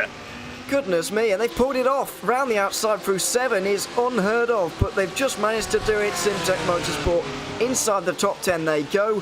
Vector by RSL not giving that one up lightly, but they're going to have to into 11 and 12. Goodness me, that was a good move through the outside line at 7. Meanwhile, further up the front, while all of this crazy battling has been going on, a big development up towards the front with Pure Sims and Steam Ledger having some kind of problem somewhere, because he's dropped about 20 seconds all of a sudden, and Robin Haas all of a sudden is in the lead of this, he's in second place, a good 23 seconds behind Oscar Copa, who is running away with this one. Let's see what happened to the Pure Sims car. Is it wide through the final corner? Oh. Yes, it is. Does he pick up damage? No, not quite, but he's lost an awful lot of time. Good job from Steam Ledger to keep that car out of the wall. It's not an easy thing to do. That's one of the quicker corners on the track. He did a phenomenal job of keeping that thing out of the barrier, but that's going to send them down to 3rd place. But hey, a podium position, still nothing to shrug off. That is still a great result at the end of race 1, especially with that major spin in the final 10 minutes. Yeah, it's 3rd place, not bad. So they'll just hopefully be able to take that one home. 8th place in the standings after the Hungaroring round. Just the lighting, by the way, at the moment is wonderful. Looking at the kind of orangey sky right now. It's just kind of dipping below the horizon just for the moment, but it's not getting too dark. Talk Freak Racing. I'm not sure if that's just the livery or if they literally do have no bonnet at all, but either way, they have certainly been in the wars throughout this race. They've been in the battles pretty much constantly, and this is now no different. What this battle is doing between Simtech, RSR, and also Talk Freak Racing, and it's allowing Olympus Esports to have the pressure lifted off of them slightly, because they're doing stuff like this basically around the outside for Talk Freak. We know how good the Porsche is around these long corners, but not quite able to just do it for the moment. The battle's splitting up slightly as they go wide through 3, just about keeping it on the road. Project Dynamic trying desperately not to get involved in this by the looks of things. And I can't blame Project Dynamic for wanting to just kind of sit back, take it easy. They are, of course, leading that Pro-Am category. They're not going to gain anything by battling with these Pro category guys up the road. They got so much time back in the second place in their own category. We're talking over 10 seconds. Why get involved in a battle if it is not going to gain you anything? I think that's the dynamic that Pascal Thomas is trying to take into account here in his Project Dynamic Lamborghini. And it's a wise move at that. I mean, they're in a different category. You're not fighting them for a championship. Worry about your own race is what I say. Yeah, absolutely. The overall position for them doesn't really matter, but it would allow, well, I suppose if they could still win this and only be 1 position behind, because if you see what I mean, the top 20 is going to be reversed here. At the moment, Impulse are only going to be 2 positions in front of them in the overall order, because it's not reversed on class order, it's overall. So actually losing a position to RSO by 5-star behind might actually be beneficial, but that's not beneficial. The leader in Pro-Am goes for a spin. They hit the wall, and with 7 minutes to go, they might have damage. Only a 10-second lead. Meanwhile, oh my word, Talk Freak Racing as well going off. What is going on in the last couple of moments of this race? It's all happening out there on the racetrack. So Thomas, for the first time, shoots over to the left-hand side of the track. We haven't seen that one before. We'll take a look at that replay first. And there you see it, 2 wheels into the grass and overcorrects and goes into the Armco barrier big time. Not too much damage, I think, though, on Thomas's car, which is the good news for him. The real problem game for Tortfreak takes a wild ride, bouncing up and over the grass and into the runoff area of turn 2. Goodness me, that was a wild ride for him, unfortunately. But there we are. Just able to get things going again. So all of a sudden, it's Olympus versus Maniti in a much more isolated incident than it was previously, due to a couple of spins in the past. Project Dynamic car looks like he might have damage, though, because they're dropping back and leads now only 7 seconds to Impulse Racing. So the Pro-Am fight may still be alive and kicking in this race with 6 minutes to go. Let's wait and see on that one.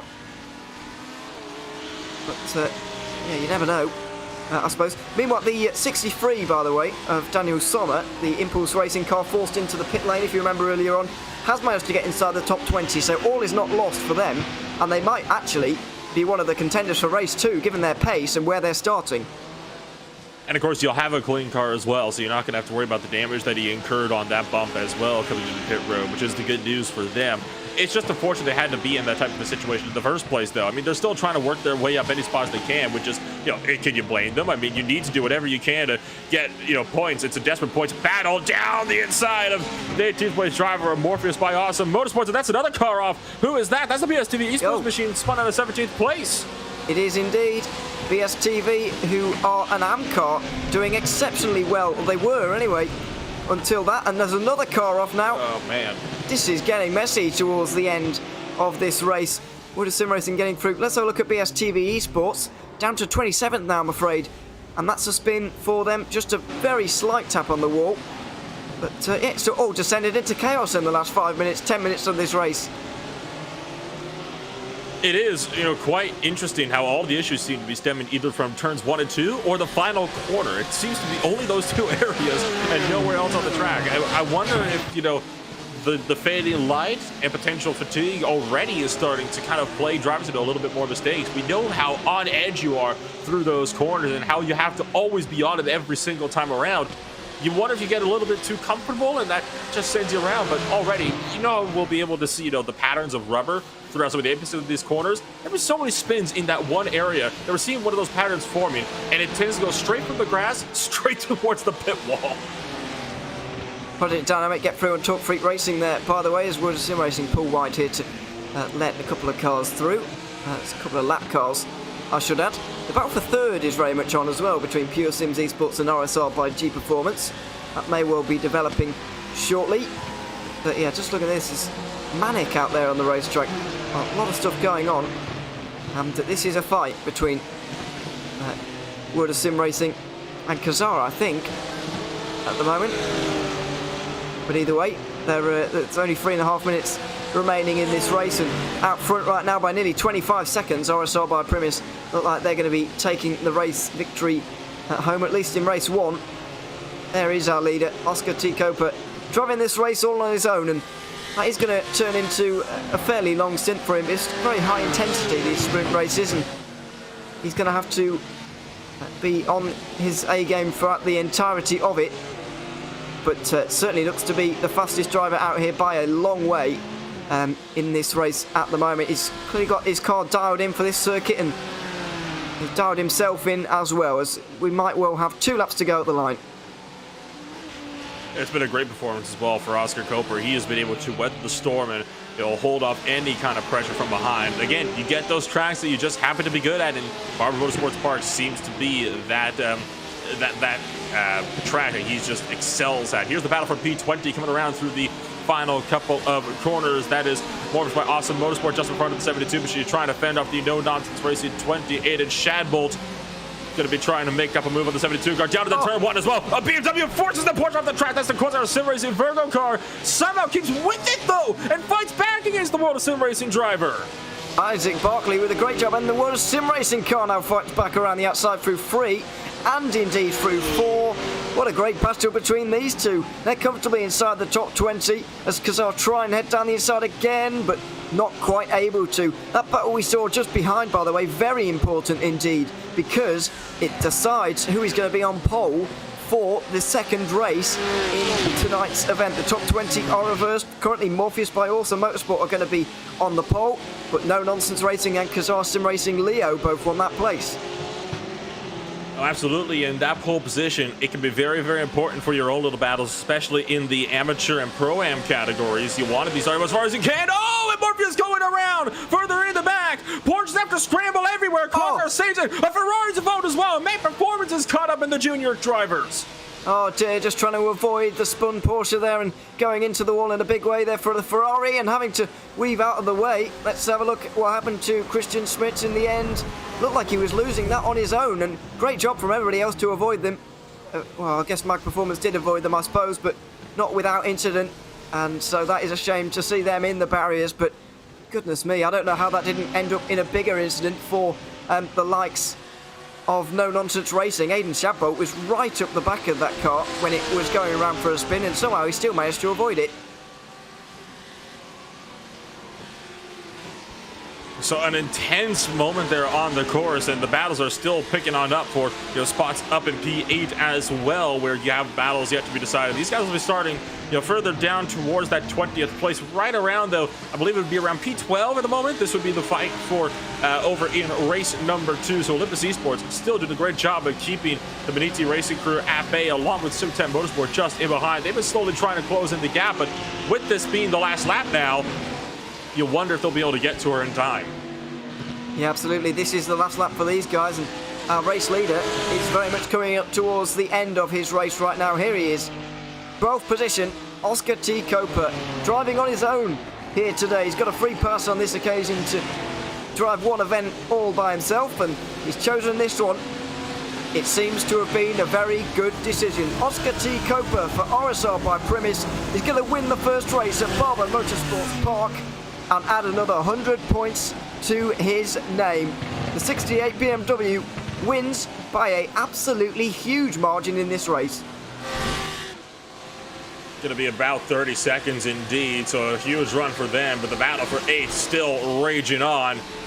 And they know it's the last lap, though. It's getting desperate, it's getting physical. Contact have been made over in turn number 5 at the hairpin, but they opted to instead keep it in line. They didn't want to kind of have a pass be completed that way with the bump and run. So through the final set of corners, the rest of Skya, can she weather the storm? Nopel will be trying to close in just behind. Final corner, can the Audi get the run out of the final corner? He cannot. All the rest of Skya will hold on to P8. Yeah, great job from everybody at Olympus Esports to be able to get another top 10 placing, a really strong top 10 placing again, ahead of Maniti. Championship leaders who have lost out on a fair few points there. They've shipped 58 to this car already here in the 68, but of course after a poor Hungaroring, that's not going to worry them too much. So there we have it. What a great race that was. An hour of complete racing action. It was absolutely fascinating, but Oscar Coper was the winner in the end, ahead of Team RSO, who managed to get second in front of Pure Sims Esports. RSR by G Performance were in 4th, ahead of Full Send Racing, then 5-Star Motorsport and the first of the Impulse Racing cars in 7th. Olympus Esports, in a fantastic battle, managed to hold out for 8th, ahead of championship leaders Maniti. Simtech Motorsport on debut managed to get inside the top 10 in their Audi. Vector by RSR then in 11th, ahead of Team RSO by 5-Star. Then Project Dynamic, the winners in Pro-Am, just about 7 seconds in front of Impulse Racing, who were 15th. Talk Freak, TeamSpeak were sandwiched in between those guys in 14th. Then Daniel Sommer, who recovered to 16th. Kazar Sim Racing 17th, ahead of World of Sim Racing. And another of the Kazar Sim Racing cars in 19th. Followed by No Nonsense Racing, who will be on pole for the second race here at Barber. The third and final Kazar car is in 21st, ahead of Awesome Motorsports Group 72. Their 74 car, I believe, takes the win in the AM category, ahead of the Mag Performance car on the road, although they're not in the same class. VEC Sim Racing, after their spin, end up 25th. Olympus Esports, a disappointing day for the 64, being in the Pro category. Westwood Racing Esports 27th, ahead of BSTV in the AM category. Then V Racers, 3 laps down, I'm afraid, for them. Rusty Spatulas, 8 laps down in 30th, and then those who didn't finish, the VC Sim Racing car, the 724 anyway, and World of Sim Racing in the 51, and Oblivion Racing, the 164, didn't manage to get to the end of this race. There are your results from the first race at the Barber Motorsports Park. Look how beautiful it is. An absolutely fantastic circuit and an absolutely fantastic race. We're going to now talk to the race winner from race 1, Oscar Coper. What a fantastic job that was from you. Congratulations, nearly 30 seconds in front of the field. Just talk us through how you've been enjoying this circuit, because even if you're not, you're clearly very effective at it. So how are you finding it? Yeah, thank you. It's a great job from you there. You were under pressure a lot from Eric Grove in the first stint. How were the first half an hour or so when he was applying the pressure? Can you hear me now? Yeah, we can hear you. All right, cool. Yeah, it was pretty tough that first stint. There was a lot of pressure from behind by Eric. He was really fast through that final sector. I just couldn't pull a gap, and I knew that he couldn't attack me effectively, so I tried to conserve the tires in the first stint as much as possible to just pull away in the second one. Yeah, and then in the second stint, it was a very good stint from you. You managed to pull away a lot. How did you stay focused with that lead growing? And then obviously Pure Sims themselves, Steam Ledger made a mistake, and so you had an even bigger lead. But how did you stay focused at a circuit like this to keep on going at the pace that you were? I didn't realize what happened behind me, but that's a shame for Steam. Well, it's necessary to stay focused on a track like this, because if you put one tire wrong, your race is over. So I knew that if I dropped my concentration, that the race could be over at any moment. And looking ahead to race 2, the all-important reverse grid race, of course, you're going to be starting in 20th, right in the middle of the pack, in the craziness. However, Maniti went 2 for 2 last time around, so maybe you can on this occasion. How are you feeling about starting in the pack? It didn't go well for me last time around. I didn't really make the first lap cleanly, so yeah, let's hope for a better start this time around. Yeah, let's hope so. I'll be hoping so for your sake. Anyway, congratulations first of all on the race 1 victory here this afternoon, and good luck with the second race starting in a few moments. Thanks very much. Have a good one. There we have it, Oscar Coper from RSR by Primus, having won the first race here at Barber Motorsports Car. Now, Nolan, we do have another driver in for an interview. If you want to have a quick chat with Cedric Nibrusek of the RSO team. In fact, I will do just that. So, Cedric, you come home here now. You finished P2 with your team for the Team RSL 197, and you're going to be starting 19th in race number 2, but a P2 finish from 7th place on the grid. I say that's a result to be proud of. Yeah, really good for us, but yeah, we struggled a bit with the setup in the qualifying, but I think we managed it great for the whole race, and yeah, P19 for the next race for the starting position is not the best, but I think yeah, we will see. You, of course, took that first stint in the race before right around that halfway point. You switched over to Robin Haas into the car. Are you going to be taking the first stint again in race 2, or are you going to be finishing out the race? I think yes. Yeah, I'm driving the start too, and yeah, then Robin, bring it home. So you're going to be starting in the midfield this time around. It's going to be a bit chaotic, I'd imagine, for you on the starts. Do you have a plan or to kind of push your way through the front early, or are you going to be kind of taking it easy and let people kind of make their own mistakes in front of you? I hope we make some points. But yeah, in some corners, some drivers let so much the door open, and yeah, full send. Fair enough. You got to do what you got to do at the end of the day. Well, Cedric, it's been a pleasure being able to talk to you here today. But before I let you go, anybody you'd like to shout out for the Team RSL 197?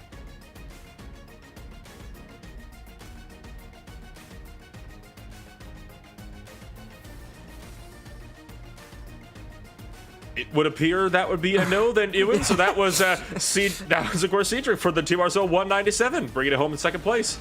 Yeah, absolutely. He's got a lot to do in the next hour or so.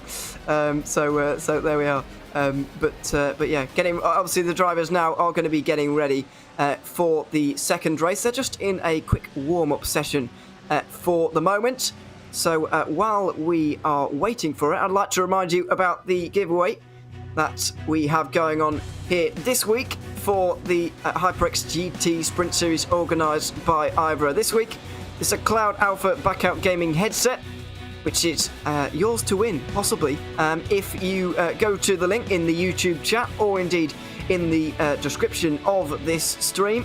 You can click that link, fill the form in, and then you've got a chance to win the headset on your screen right now. So very much worth checking out, of course, from HyperX, which is the official gaming peripheral sponsor. There we have it. Also, we have Easter egg prizes at the end of the season. You have to submit a list from every Easter egg in the race. That is what you're looking out for this week.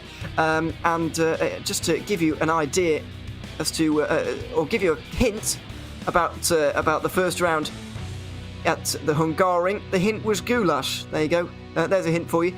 So what you're supposed to be looking out for. Also, you've got to kind of remember which circuit we are at, because every one of the Easter eggs ties in to the particular circuit that we are at. So there you have it. Make sure you'll be looking out for those during the season, because at the end you submit a list, and yes, that'll be that. That's what you're looking out for here this week. A very interesting first race here at Barber Motorsports Park. Then Nolan, excuse me. I've got to say, I was a little bit fearful that this circuit was going to be a bit follow the leader, to be honest, given the way that it is. But I'm glad to say I was completely wrong on that, and we had a lot of enjoyment out of the first part of this first part of tonight's racing. It was a very enjoyable first race. I couldn't agree with you more on that one, and I think what really kind of helps to make the racing here so much more exciting when it is side by side is, while it's very easy for it to be a more follow the leader race, because of how daring it is to pass in so many of these corners, when you do see a side by side overtake, you tend to kind of get on you at the edge of your seat, because every single corner you have to take like that one line through, and there is almost no other way to get through except for maybe that hairpin down at turn number 5. So it's always, you know, one of those hold your breath moments. You never see anybody going side by side anywhere on the track. Yeah, absolutely. It's very narrow, and the wheels aren't far away, so you do have to be careful.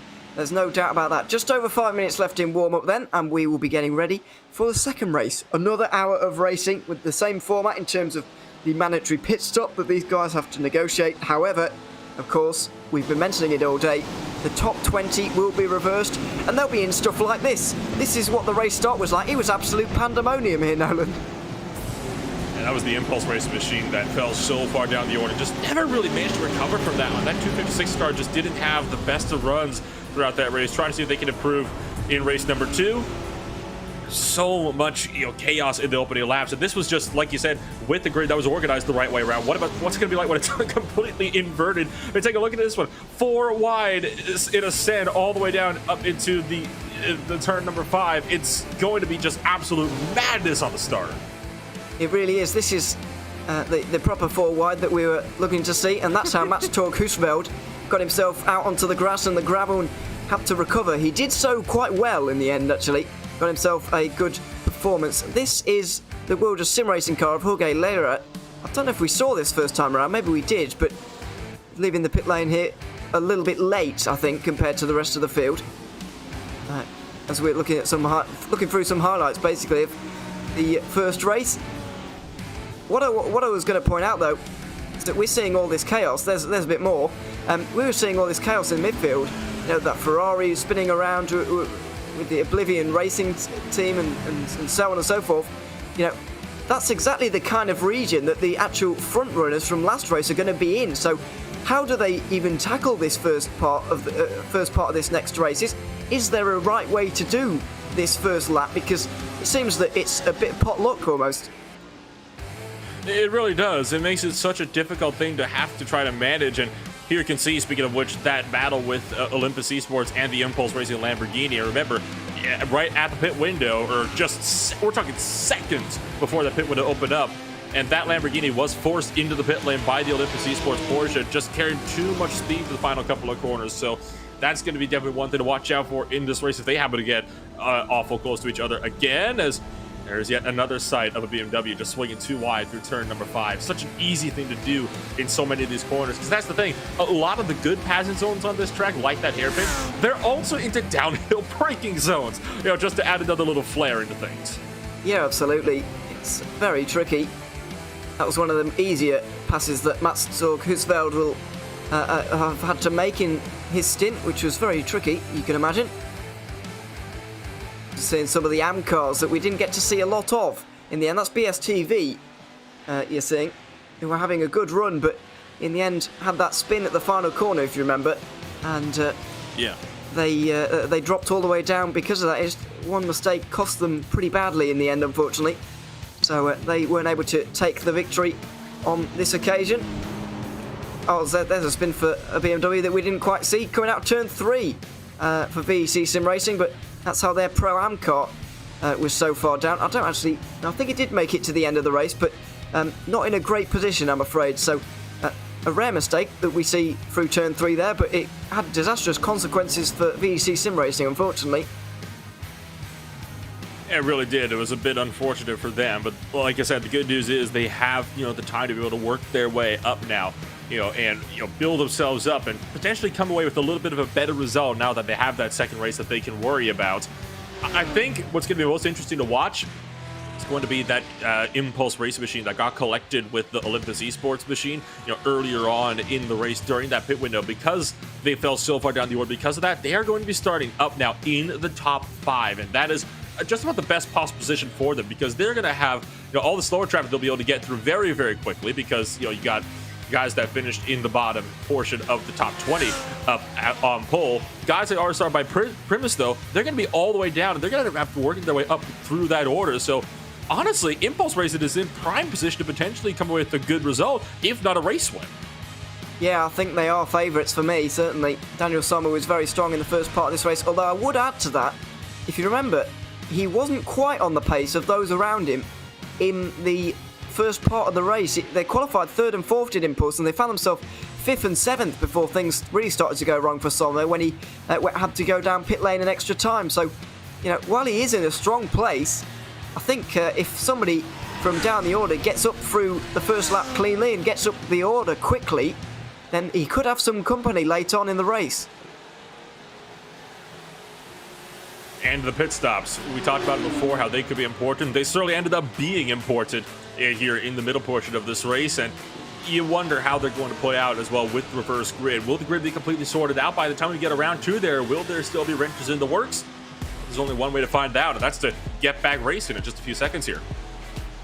That is exactly what we will be doing very shortly, we can assure you, as warm-up is about to end, and we will get ready for another 60 minutes of racing here at Barber Motorsports Park. The second race, which is always a little bit more chaotic than the first. It certainly was at the Hungaroring, with spinners before we even got to the start-finish line for the first time. That really was remarkable. And hopefully we don't see a repeat of that, but you never know what we might see here in the HyperX GT Sprint Series, organised by IVRA, as we are going to look now at the starting grid. It's Aidan Shappo who's going to be on the pole, ahead of Kazar Sim Racing and World of Sim Racing in 3rd. Kazar Sim Racing lining up on the outside altogether, with Daniel Sommer alongside his teammate of Pomerenko there. Impulse Racing locking out row 3. That's going to be a force to be reckoned with. Talk Freak in 7th. Project Dynamic Pro-Am winners from the first race are in 8th, ahead of Neos Benedict, who is going to be in 9th, ahead of Andrew Dawson in 10th for Vector by RSR. Simtech Motorsport just outside of the top 10, and Maniti just after that, with Bas Visser rolling off 12th. Thomas Cope is going to be alongside Marco Jaeger in this one on the 7th row. 5-Star Motorsport and Full Send Racing are going to be alongside each other on 15th and 16th. Then we've got RSR by Jeep Performance and Pure Sims Esports 17th and 18th. RSO and RSR by Primus. Oscar T. Coper, what can he do from 20th? Ahead of Kazar Sim Racing and Awesome Motorsport Group. These guys just missed out from cycling to the front. Awesome Motorsport Group also 23rd. Mag Performance are in 24th. Matteo Carbonari starting their car. Stefan Mode is going to be in 25th ahead of Michael Ogren. Then we've got Westwood Racing Esports 27th ahead of BSTV, who had that late spin. V-Racers, who finished laps down, unfortunately, 29th ahead of Rusty Spatulas, 8 laps down for them. And then the 3 retirees from the first race, starting 31st to 33rd, VC Sim Racing, World of Sim Racing, and Oblivion Racing, after having their crash on lap 1. The lights are a little bit more prominent on this occasion. The sun is certainly starting to go down here at Barber Motorsports Park, and it is time to go racing for a second time. The track temperature will certainly be falling, but not drastically. It's only an hour race and that won't affect things too much, but the visibility is still going to be slightly worse than it was before. Not a big problem though, it's more an aesthetic thing really than an actual thing that is going to affect the drivers here this afternoon. So going to be racing into the darkness here then at the Barber Motorsports Park. It is currently just past, or about just shy of 6:15 p.m. in sim time, but obviously, being October 24th, it is, the sun sets relatively early even over here in Alabama, so it's going to be an interesting case then of how this race could play out. The last one we saw kind of in more daylight conditions, racing into the sunset. This one, though, going to be very, very different as we get set to race into the darkness. At that track temperature will definitely start to cool. Currently just 75 degrees Fahrenheit. Definitely cooler than it was at race 1. Yeah, absolutely. You do have to remind ourselves that we are in October now and the sun is setting very early indeed here at Barber. So it's going to be one of those twilight races. Track cameras provided by Dougie Bird once again, and a big thanks to him because we have some wonderful angles of this great circuit to watch this race, which is going to commence in the next few moments. It's a Porsche lockout on the front row. Interesting to see that it's a bit different on this occasion. How are they going to cope with the opening laps compared to the 2 BMWs who really ran away with the race early on? Are they going to be able to do the same here? With Aiden Chapeau in control of the field. The Impulse Racing cars will be ones to watch as well, lining up side by side on row 3 after having troubled first races. But the pace car pulls in and Aiden Chapeau takes control of the field. Coming through turn 15, is he going to wait long like Oscar Copa? Is he going to hit the throttle early? It looks like he is going to wait just for the moment. Is anybody going to try and anticipate the jump? No, they aren't. Aiden Chapeau in control of the field, and he takes the green flag with a car length lead already for No Nonsense Racing. From pole to the lead on lap 1, Wilder Sim Racing trying not to get in everybody's way there, desperately down the inside, but just about everybody. It's a cleaner start than race 1 through turns 1, 2 and 3. But what's it going to be like when we get down to 5? The first real big braking zone and the first tight corner on this racetrack. Oh, there's already chaos. Oh no, Niels Benedict spearing across the racetrack again into the Vector by RSR BMW. The 171 has been hit. The 198 is very damaged as well, you can be sure. Deary me, that is going to take a lot of unpicking, I'm afraid. A lot of cars have been disadvantaged by that. A huge off then for a couple of drivers, and I'm going to be honest, I had the potential to be so much worse. So some good heads-up driving from the field there to be able to properly, get themselves sorted out and work their way around that huge incident. Only 3 cars totally involved in the big mess. Oh. And another big wreck for Impulse Racing. Oh, that's the 256 machine again having troubles here on the start. Oh, and another the one. other car. Michael Jaeger is off. The 257 car's going to back it hard to the wall. Oh, Impulse Racing have had a disaster here, I'm afraid. Both their Pro-Am and Pro cars have gone off. The 256 and the 257 both into the wall. Ponomarenko had a great chance for a really good result in this race, but it's not quite turned out like that. What a manic start we have had to this race, with No Nonsense Racing leading this on. Kazara 2 and 3 at the moment. Torque Freak in 4th, Impulse Racing 5th. Now, who of the leaders have got through well here? 5-Star Motorsport in the 5 in 8th place is the best looking car after the opening laps, but unlike what we had at the Hungaroring, none of the leaders have done that great off of the start. RSR by Primus, okay, they're in 10th, but compared to Maniti last time, none of them have been able to pick through the chaos quite like we saw 2 weeks ago. And all of this while the battles rage on for drivers further up the grid. Daniel Sommer, thankfully, one of the only Impulse drivers that has managed to kind of weather the storm of that opening lap and been able to keep out of trouble, trying to reel down a Porsche duo just up the road, do battle for third and fourth. It's Isaac Barker and the Kazar Sim Racing Virgo driver trying to hold off Ronnie Nunez and the Torque Freak Racing Team Speed car just in behind. And they are both getting so tight with each other. They were trying to have a go into turn number 5, but Nunez just wasn't able to capitalize on a proper run as Barker did a good job on covering him off. And all of this while you've got Daniel Sommer looking from behind and trying to make it a move as Barker goes into the grass on the exit of the final corner. That allows Nunez through. It allows Sommer through as well down to turn 1. Sommer, it was thinking about 2 for 2 there, but just settled for the 1 on that occasion. Kazar, of course, leading. I think that's the AM category that they are in. They are indeed. So that's a big performance from them, and they are in front of World of Sim Racing, all importantly, in the AM category. Excuse me. Torque Freak defending into 5 as Daniel Sommer is trying to make his way through here in the 63 car, but he's got time here. Time is on his side because I reckon his main rivals for this race win are, well, maybe you could say No Nonsense will be, but I think that 5-star Motorsport car, which is a long way away. Now then, Olympus Esports got into the side of RSO there, and they could be in a bit of trouble for that because that has basically caused that 3-car incident there, I'm afraid to say. There was apparently another incident that happened just out of the corner. This was the awesome Motorsport group. Just lost it. Was that Conter? Was that by himself out of turn 5? Looked like contact to me. This is what Ponomarenko went for. Please don't say the teammates collided. No, they did not. But Vladimir Ponomarenko went for a big ride there, I'm afraid. Big spin and a lot of damage. Here's his teammate, Marco Jäger. Now, he was battling. Now, who was it? Oh, it was on his own, though. He was side by side, but it was on his own. And I said the walls aren't far away to collect you here. Well, that's case in point. Mark McCormack was involved in all of this. He was involved in something. Oh, he was involved in his own spin for RSR by G Performance. That's a surprise. The 69 car is one of the front runners and one of the paciest cars, and fortunately going for a spin. And Marco Silva, also in a very similar way to Marco Jäger, has gone for a spin, but he just about held on to it. Good save there from the V-Races machine, and here's another one, this time for the Rusty Spatula. The same section of the track, everybody seems to be just getting out of shape, and he's going to go off into the left-hand side, just kind of taking his time and avoiding that. That's a 3-wide move up the middle for one of the Porsches in the middle of the grouping as well to pick up a couple of extra spots. We're still not done yet either. Maniti Racing Championship leaders have gone for a spin. It's into the wall, is it? Oh, they've not managed to get into the wall, or have they? Oh my word, they've not been collected by anybody, but Bas Visser had to wait an awful long time to get back going again. So the championship leaders all the way down the order. It could be I was inside line for RSR by Primus, around the outside through 12. Nicely done! Into the back by Pure Sims, who are trying to follow their rivals through here. World of Sim Racing trying not to get involved in all of this really, because they are an AM car up at lofty heights at the moment, inside the top 10.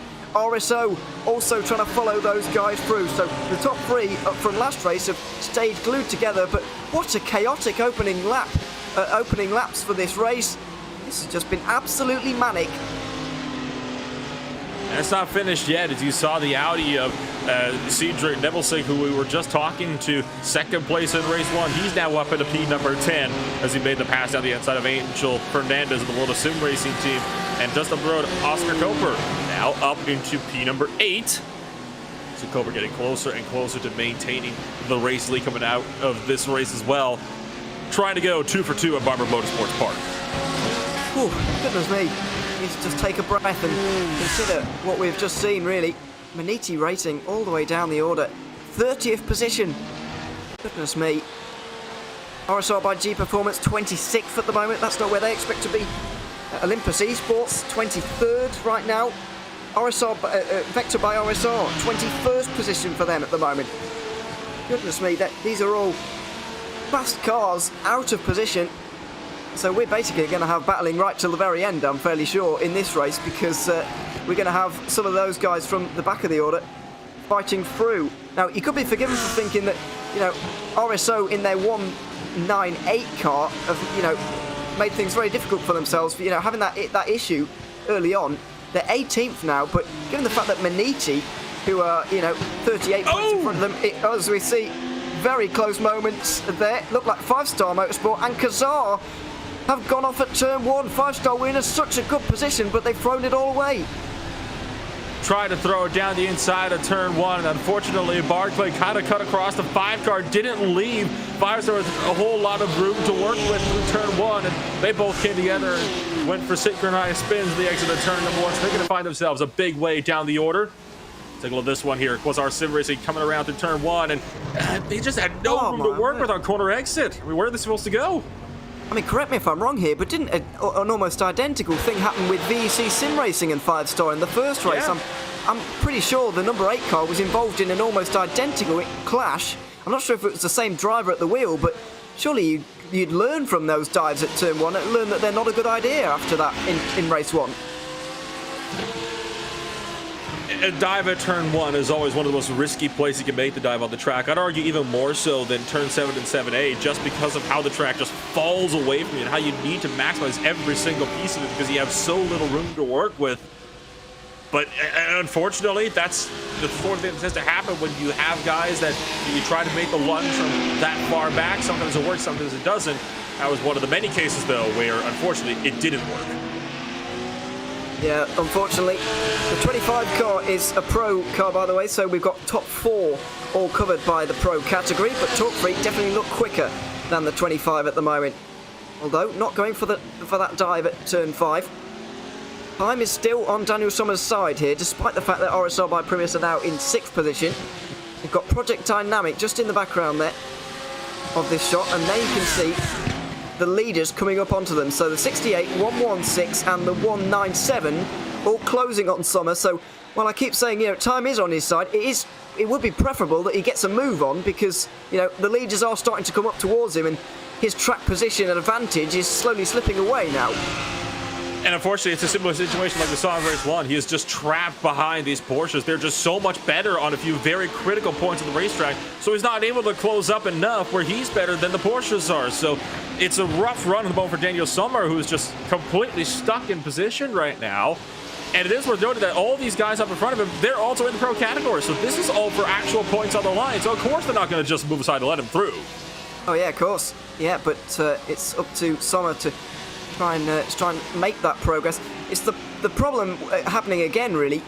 The Porsche through the final corners, it's exceptional, and so it makes things very difficult as Rusty Spatulas, I'm afraid, are not having a perfect day. Finished the first race 8 laps down in 30th position, and this race, I'm afraid, hasn't got off to a good start either, as Niels Benedict is recovering. That rear wing does not look like it's producing much downforce at all, but his car seems to be okay. He gets through on Vector by RSR, who will not be that pleased with him because these two came into contact earlier. Marco Jaeger's also had contact with the wall in the past as well. The Simtech Motorsport just up in front of these guys have gone off at some point.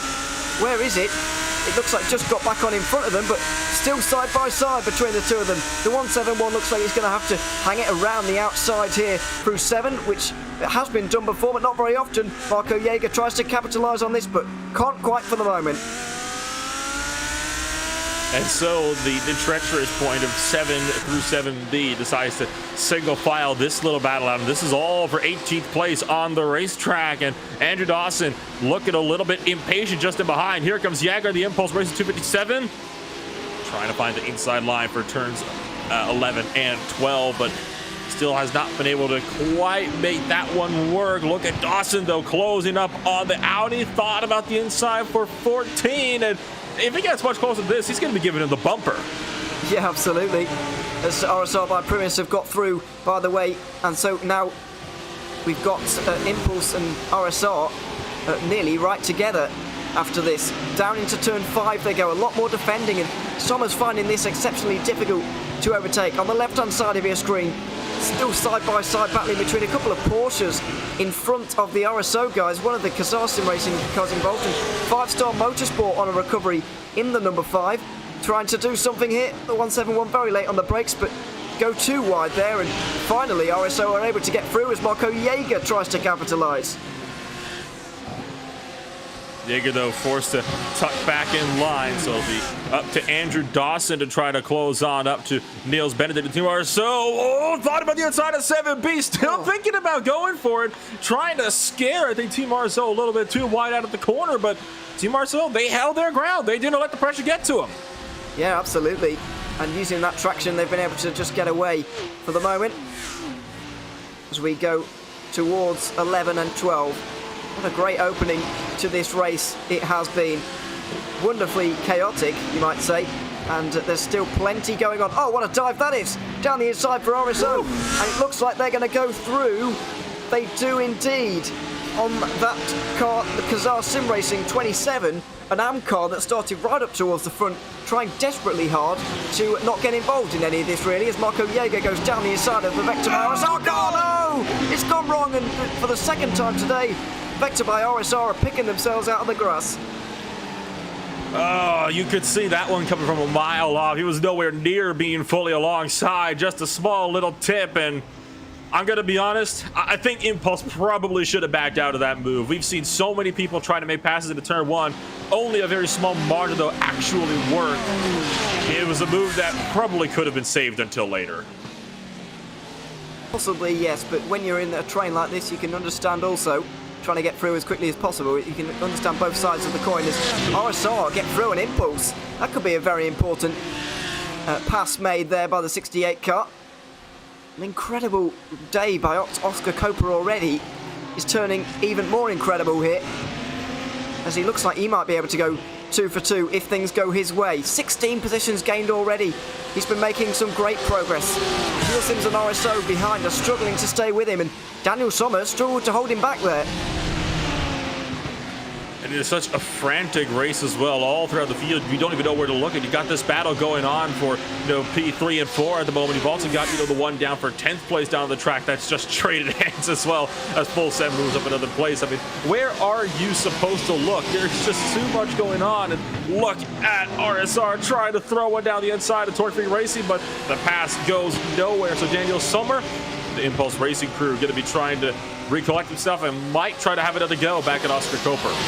Pure Sims and RSO have got through on Project Dynamic, by the way, who are playing this perfectly. And if you focus in a little bit more on that 21 car, you start to understand why they're so good in this Pro-Am category. They don't get involved in fights that they don't need to. And that's exactly how they won 2 races at the Nürburgring. They've already won 1 here tonight, and they're on their way to another here because their closest rivals, Kazar Sim Racing, are a few positions back, but over 10 seconds back. Just shows how efficient they are being in terms of letting cars through, which is an art in itself. Daniel Sommer under pressure. Pure Sims down the inside of him right now, and there's going to be nearly a pass. The BMW going to look for a bit of a run onto the front straight. Steen Ledger trying to do it into turn 1, but he's not going to be able to. I'm afraid the opportunity for a race win really hasn't gone Daniel Sommer's way here. I was expecting him to make better progress in the opening laps and then hold on from the leaders, but I'm afraid neither of those things have really happened. It's just a situation being stuck behind the Porsches. That's something that Oscar Coper is having to struggle with as well. Even he's been stuck behind them for well over a lap now, and Oscar Coper's one of those guys. He gets to, he's going to be gone by the end of the lap. That has not been the case so far. He has not been able to get past Ronnie Nunez at all so far. He is still struggling. You see just up the road, trying to keep it these other guys at bay. Nevertheless, look for the inside of the Team RSO car on the inside of Pure Sims for turn 7. That didn't go nowhere though, and once again, a couple of drivers pushing a little bit wider out of 7B. Among them was Oscar Coper. I think he's trying to just carry the speed. He realizes, I think, he has to try to get these positions up before they get to that final sector, but again, you can't close in enough to make the pass. It's very, very difficult to get through on these, and it's all playing into the hands of Aidan Chapeau, who's running away with this race lead at the moment for No Nonsense Racing. Bit wide for Kazar there, but no opening for Torque Freak to be able to get through at the moment. Currently Johnny Waters in second place, Ronnie Nunez in third, and Oscar Coper, who's watching on from behind. Is there an opportunity into turn 1 for Ronnie Nunez? Yeah, no, not at the moment. So this 6-car train just rumbles on through the first sector, And you get the feeling, this always tends to happen in GT3 battles really, when one of these positions change, when one of these cars gets pushed out of line, it's all going to explode. And that's what's happened. Daniel Sommer, that's outrageous late on the brakes, but he might be able to pull this one off. Around the outside of Oscar Coper he goes. He's got the inside line for 7, and he might even have a go at Torque Freak, quite possibly. They're having to defend in the 81 car, but he's been halted, and now it's the turn of Coper to go around the outside through 7. He's not, contact into the side of Coper. They get away without damage, but Sommer's back into 4th. Talk about an unorthodox pass. I didn't think we'd be seeing that big of a lunge around the outside line for Sommer. I thought he missed the braking point. He was going to go screaming off the track, but that was definitely calculated. And Coper trying to fight back for the inside line of 11 and 12, but cannot get there. Though Sommer kind of left him a bit of an open door sideways for the Lamborghini, but he manages to hang on. And Oscar Coper now losing precious time. Going to try to go back down the inside of Daniel Sommer through turn 14, but just can't get there. Maybe a cutback down the front stretch for 15 if he can get a good run. Just behind, you see Nebelsek and Steen Ledger also going at it for 6th and 7th. Nebelsek has done a great run off of the final corner, and down the inside for Coper as well. Oh, no! Sommer's gone! Sommer's gone off at turn 1, and there's a move there from Coper that's not gone quite to plan. Oh dear, Daniel Sommer in the 63 must be tired of things going wrong, and on first viewing, neither of the things that have gone wrong for him today look like they were his fault. Down the inside for Coper, a tiny bit of contact, and the 63 goes around. And I have a feeling like Daniel Sommer is going to have to throw in the towel for this one. There's a lot of damage on the back end of that Lamborghini. And it's another case of you try and move out the inside of turn 1. You can get there, but you can't really swing wide. You have to cut it in tight for turn 1 to even make the corner. So you can't really go anywhere except for the other driver. Here's another battle going on out of turn number 5. This is Isaac Barclay really trying to work around the outside line. And we'll make a move on Niels Benedict of the team RSO by 5-star machine. That was for 16th place down to the turn 7. Oh, a bit wide for the car of Isaac Barclay there, though, but RSO not really anywhere to go through 9 and 10 because it's exceptionally quick, as you've just seen. So, goodness me, this race has just delivered for us so far. The first third, anyway, been absolutely wonderful to see. A lot of good racing going on. Unfortunately, a few incidents, but when you pack this many cars into such a tight space, then you can kind of understand how that has ended up happening. So, yeah, goodness me, this is a very interesting race indeed. So, there we have it. Nonsense Racing leading by just over 7 seconds at the moment, and the battling behind is helping them a great deal. It certainly is, and all this battling that's been going on is just absolutely manic up in this top group as well. Look at the battle for second and third place. Nunez almost taking out Johnny Waters into turn 7. They managed to survive it. Coper gonna go with it. And here's the driver, Nebelsek, up the inside and forces Steen Ledger off the track on the left-hand side. But Ledger sticks with the pure size driver, not backing out. And it will be advantage Audi out of turn 12. But Ledger looking to fight back as they dive their way up into the final sector of the racetrack. And I think Nebelsek has just managed to hold on to that place. Well, going side by side through turns 9 and 10 as they just did, not normally advised, but that's what they've just managed to pull off somehow. Angel Fernandez gets tapped into a spin there for World of Sim Racing. That's exceptionally frustrating for them because they were having a fantastic performance in the AM category. Now the lead will go over to BSTV Esports after that spin. So a race-changing moment there in the AM category as the lead changes, I believe, in that in the slowest of the 3 categories we have racing here in the HyperX GT Sprint Series. Let's go back to the battle for second though, because it's still on and it's still a great defence from Kazar, but they've left the door open again to Torque Freak, but they're not able to step through it for the moment in the 81. This is making it very difficult for anybody outside of these two to actually get involved and split them up really, but Coper might be able to do it now. Outside line to 7, it's not panned out for him quite as he was hoping, so he's going to have to stick behind once more. I think this battle right here just proves how good the Porsche really is, on this track. It is exceptional being able to hold these guys off on defense because you manage to pull enough of a gap out where you can't pass, that when you can get rid of when you can't pass, you're not close enough to initiate a pass, even if it's the fastest driver on the grid. is remarkable, and the way they're good through this final sector is also helping them out a great deal. Copa can't even get within a car length of the two of them. He's got a good run through the final turn now, but the last time he went for a move at turn 1, it didn't pan out very well. Well, it did for him, but not particularly for Daniel Sommer, I'm afraid, and it may well be that he gets a penalty for it. We'll wait and see on that one. Look at them all diving every which way through the corner. A couple of mistakes being made, and RSO with Nebelsic trying to get involved. Copa might have to even be on the defensive here with that Audi just behind, although not just yet. He's on the outside line. They all stack up on the inside. Nebelsic looks to take advantage on the outside line. Copa shoves him off.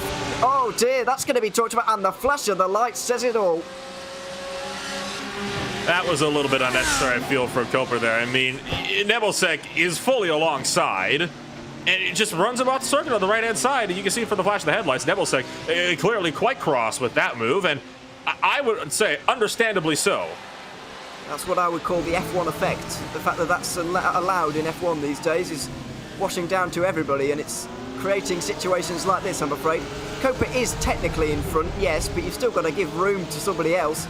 I mean, he wouldn't do the same if there was a wall there, so, you know, it's not good to see. But, yeah, I'm sure the stewards will be looking into it over the next few moments. So that's an interesting development in this battle then, as Copa holds on to P4 and is attempting to close up on third place, and they're going to pass through Sommer's headlights once again. Sommer, by the way, still sitting at the entry of turn 1, and here's the move for P2. Nunes up the inside, caught him with the other Porsche, shoves Waters off the track. That's going to cause the 25 car to stumble down the timing screens, and now Copa able to make the move around the right-hand side into turn 5, trying to fight the long way around the torque-free racing driver of Ronnie Nunes. Oh, look at Steen Ledger on the inside line. He just got on the curb at the wrong moment, so he wasn't able to capitalise on Copa's poor line there, but goodness me, Kazar Racing and Johnny Waters did a good job to not get into the barriers there, but yeah, that was a little bit of, I think, an unintentional bump and run there from the torque-free car. I don't think they were intending to do that at all, but it's just the way things panned out. Now this makes Copa's job a little bit easier. He was finding it very difficult when the pair of them were battling to get involved himself, but now there's only one of them in front of him. He might be able to get amongst it a little bit more.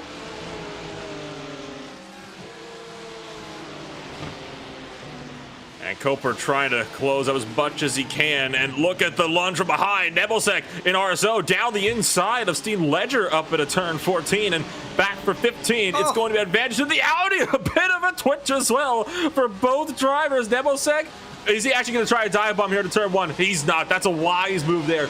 Back out of that one. You always have every other corner of the track to try to make that one work, but we've seen all too many times somebody attempt to pass into turn 1 and it goes horribly wrong. How close was that through the final corner? Nebelsic was not leaving any space up for grabs at all there, and was trying desperately to get through on the BMW in front, but not able to.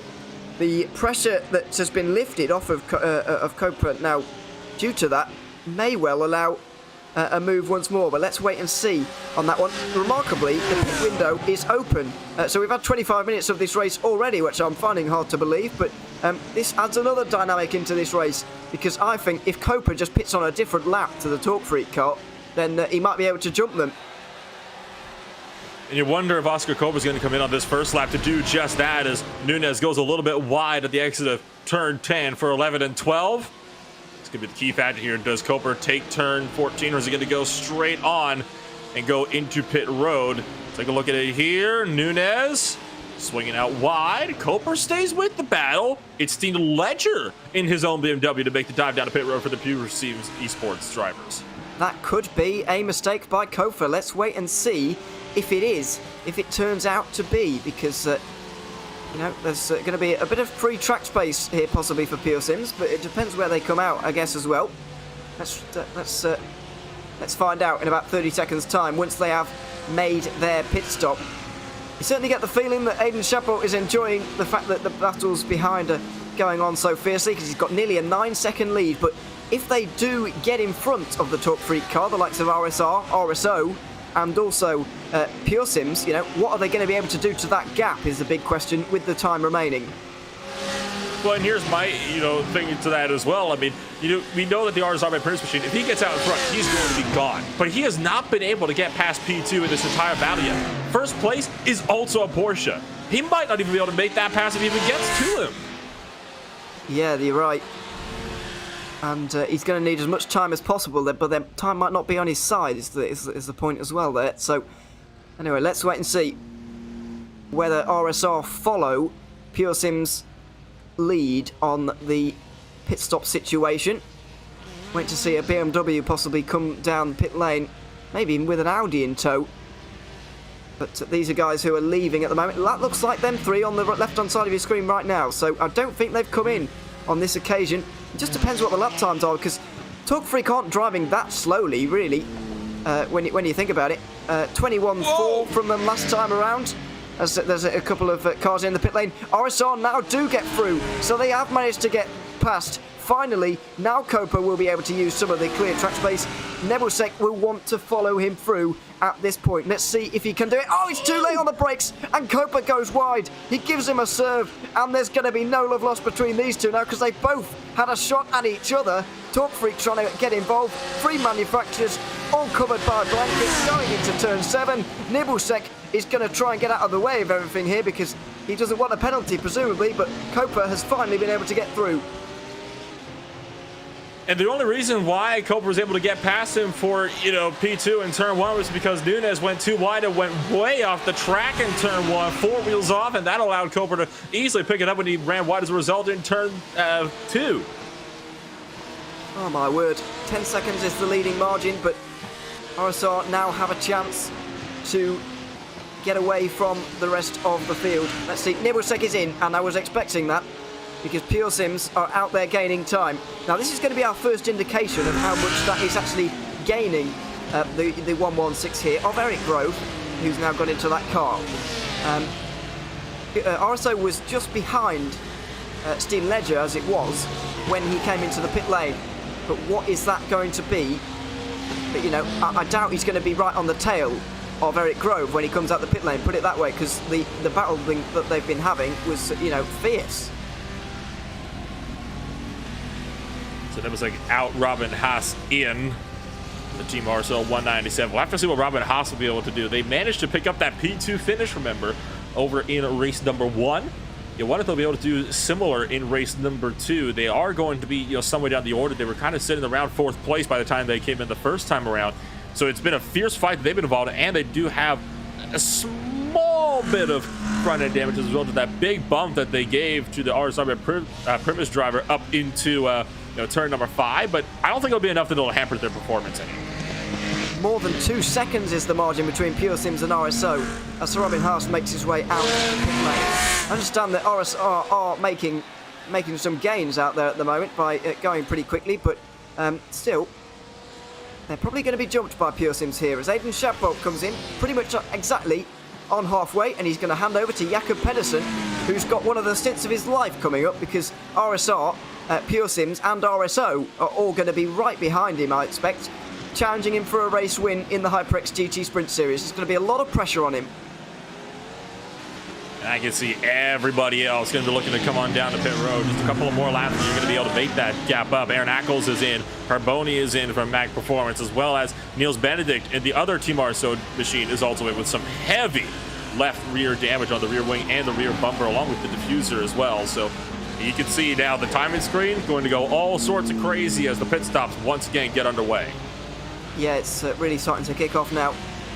You can imagine that Copa might well stay out for as long as possible here, but also at the same time he might decide not to do that. It just depends where Pure Sims are really in terms of traffic. Is it terrible or not? The RSO actually, as the gap corrects, Robin Haas has lost 3 seconds to Eric Grove there, so that is a big margin to be losing for him, and there's going to be that gap where RSR are going to slot themselves in, you would imagine. But Copa's going to carry on for probably 2 more laps here. He can carry on for 2 more laps if he wants to, but it just depends whether he does or not. And to be fair to Talk Freak, just looking at them behind, we said that the RSR were going to race away after everybody got through, but Ronnie Nunes is hanging on quite well here.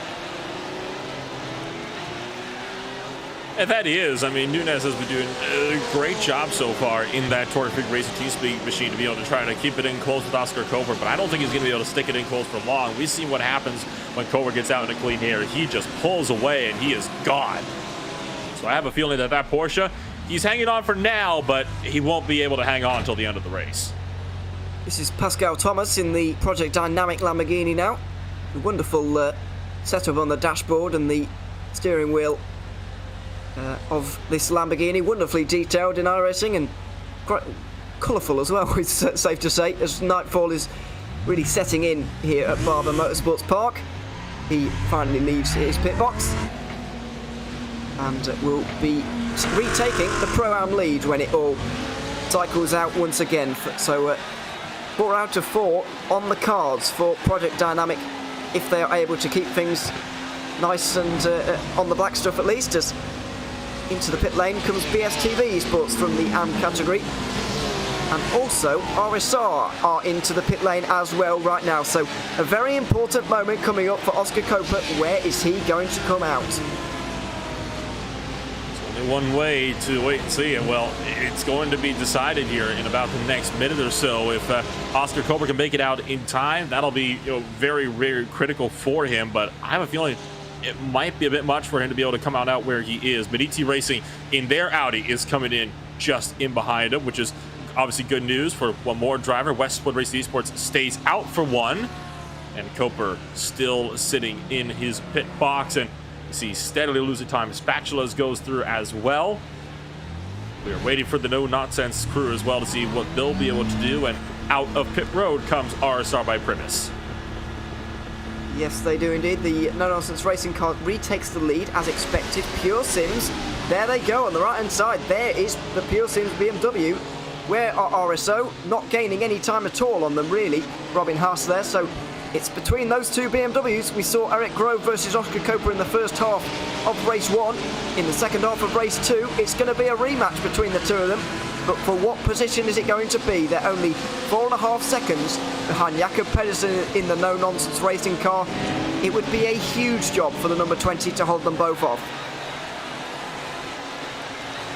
You can take a look at some of the other battles as well. This is the Rusty Spatulas GT3 machine, one of the only drivers that is yet to come on down, just hanging in behind the Team Oblivion Ferrari just up the road. And a little ways further behind them, you got the Westwood Racing Esports Audi also in the mix of this as well. And expect for the Rusty Spatulas GT3 to come in this time by. In fact, he does, as does the Audi. Anybody that has not come into pit yet has to be in within the next 20 seconds or they'll face penalties.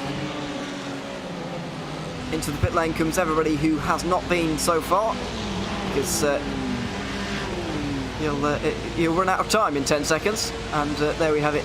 The pit window is about to expire. David Barrowclough could have a battle on his hands as he comes out of the pit lane here. I think he'll be pretty much side by side with RSO when all this shakes out, but let's see. Through, where's the Audi on the left hand side of your screen? Looking for it now. I don't think they were able to get, nowhere near to get him through. Barrowclough was actually very close to RSR there, but not quite able to challenge the two leaders. So Torque Freak, 4th place for them at the moment. RSO in 5th. It's down to Robin Haas now to maybe close in on the 81 and get through, but this Porsche has shown itself to not be a slow car by any stretch of the imagination, so it's going to be difficult. That certainly will. So Barrowclough has got his work cut out for him as he tries to run down Oscar Koper just up the road. I have a feeling, though, if Oscar Koper gets into battle with Eric Grove here in the Pearson's Esports machine, he actually might be able to potentially have a run at the podium finish yet here in race 2. You never know. 3 seconds is the leading margin there with 24 minutes to go. Let's have a quick run through of the top 10, because it's been an absolutely crazy opening to this race, and I'm barely caught up with everything that's going on. So No Nonsense Racing are leading ahead of Pure Sims Esports, then RSR by Primus. Torque Freak Racing in 4th ahead of Team RSO in their 197. Project Dynamic, the first of the Pro-Am cars, is in 6th position. Then we've got Kazar Sim Racing in 7th. 5-Star Motorsport, who had that spin at turn 1, in 8th. Full Send Racing in 9th. And Simtech Motorsport looking like another top 10 for them because they, after all, did finish in 10th position in their first race. The biggest mover and shaker, RSR by Primus.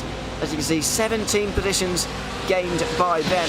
An impressive effort, but it would be even more impressive to see the final battle between himself and Eric Grove. I think in the first half of that race, they were purposely not battling each other, just waiting for the second half. Now that they're with each other and there's much less time to go, no pit stops, nothing, I think they'll both get through on the no-nonsense car, and with about 10 minutes to go, they'll both be fighting it out, just the two of them, for this race win, and that would be immense to see. It would be certainly something to say at the very least. I mean, you've got the no-nonsense car still in the race lead, no surprise there, but the gap is down for about 9 seconds, where it was earlier, down to just actually 2.5 seconds now. So you never know quite what could end up happening here. It's still a long ways to go for sure as you watch the battle for 11th place. Also looking to pick on up the RSR by G Performance Machine, driven by Mark McCormack. Looking left, looking right on Garrett Thompson's Kazar Sim Racing Dash Leo machine as well. And any second now, McCormack's going to try to throw one up the inside. Will be a turn 20. Oh, tips him around, and the 26 car takes a slide. Oh, he doesn't know when to go as well, because it's a very awkward position to be in. But the 26 car drops all the way down here. A battling pair of cars coming through as well. Down the side goes the Awesome Motorsport Group 72 car, and one of the BMWs battling with them as well.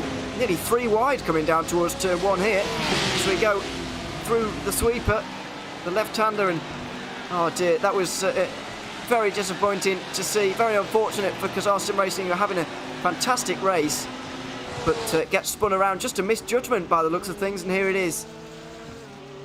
How many times have we seen this so far today in this section of the racetrack? It happened to a Lamborghini with a Porsche earlier on. This time it's a BMW on a Porsche. So I didn't think it would be another case of, a BMW try to overtake a Porsche, because the Porsche has been historically so strong, through that portion of the racetrack so far today. But that is obviously going to put Garrett Thompson well down the order. So BSTV Esports in the BMW trying to work up, and it's another hit as Rusty Spatches, you saw it as well, went right into the back of him.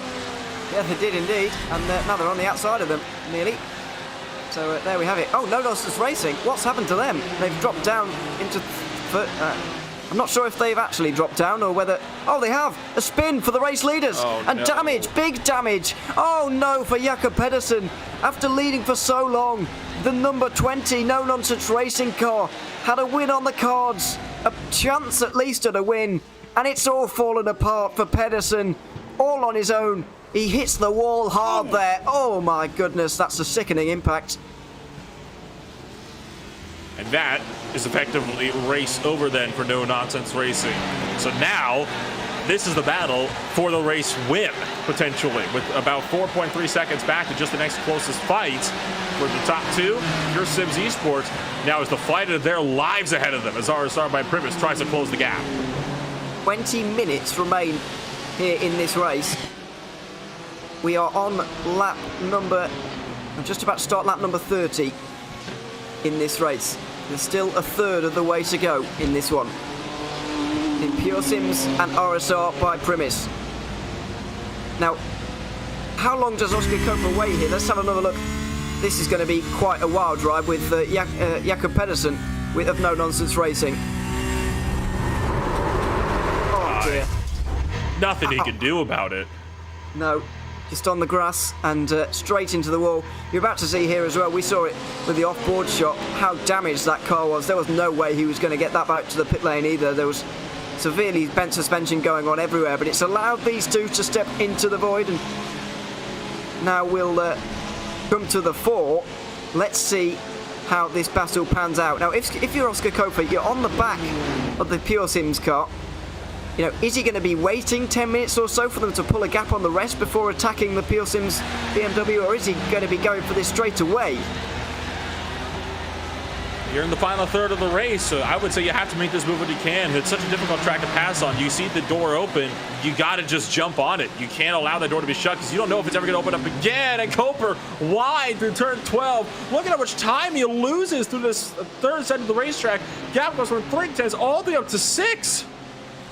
Yeah, it's a costly mistake, but he'll be able to close that one in once again. At least he's kept it on the road, I guess is the point there. But half a second is the margin between the two. Maniti Racing, by the way, a great recovery from those guys. Mag Performance have made a small mistake there, which has allowed them into 11th. But after seeing them down in 30th after the opening laps, a great recovery for the championship leaders. And after all of that, they might end up picking up some semblance of solid points.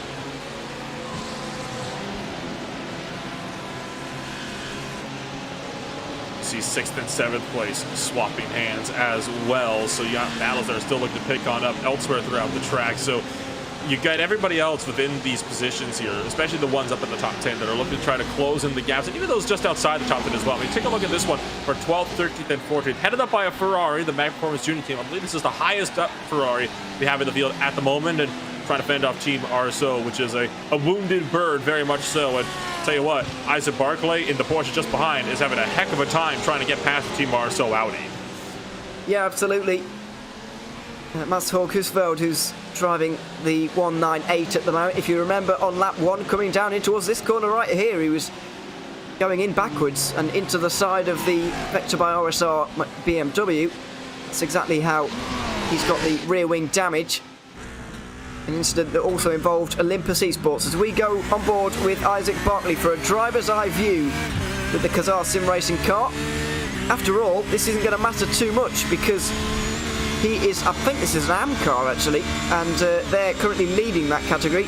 This is a Pro-Am and a Pro car up in front, so there's a couple of cars, none of these positions are actually going to matter for points wise, but they are going to want to get through and start moving on forward because both of these guys behind the Ferrari look actually a bit quicker right now.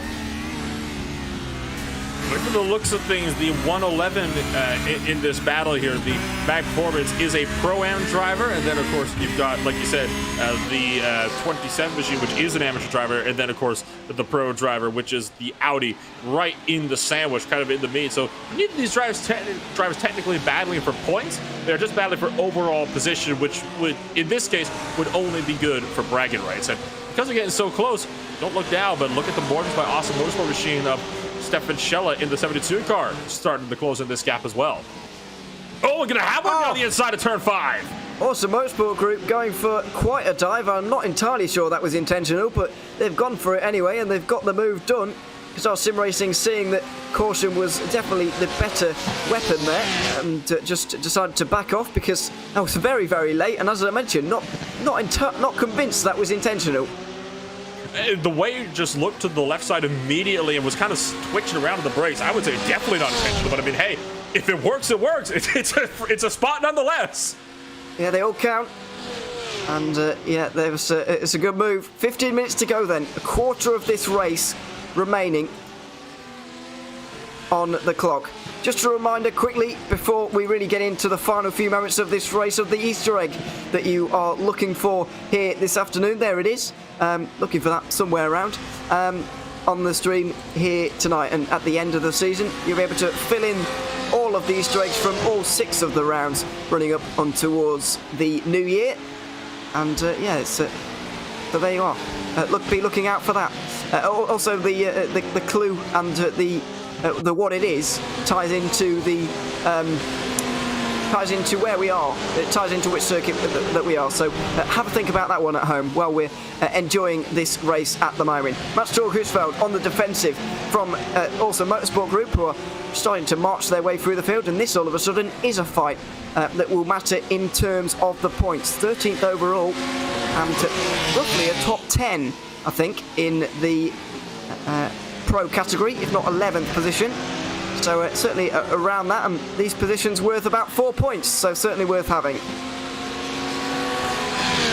So now that Audi actually does have to start working. Now I can tell you right now, you can see Husfeldt trying to work up the inside of the Ferrari, but too wide through 11, and almost contact, might have been contact, and Husfeldt bails out, vaulting up and over the grass, heads up, comes back on, nearly wipes out everybody in the train, and loops it around. It all falls apart for the 198. Husfeldt is in a very precarious situation because he can't quite see where, oh no, there's somebody coming and he's just about able to get out of the way. He gets a hit there from the Awesome Motorsport Group car and just about manages to keep it out of the cars who were still racing out there, but unfortunately goes for a spin. That could have ended a lot worse, and that's the second time this race this car has spent out of control going towards other competitors, and not by any fault of their own, I wouldn't have said.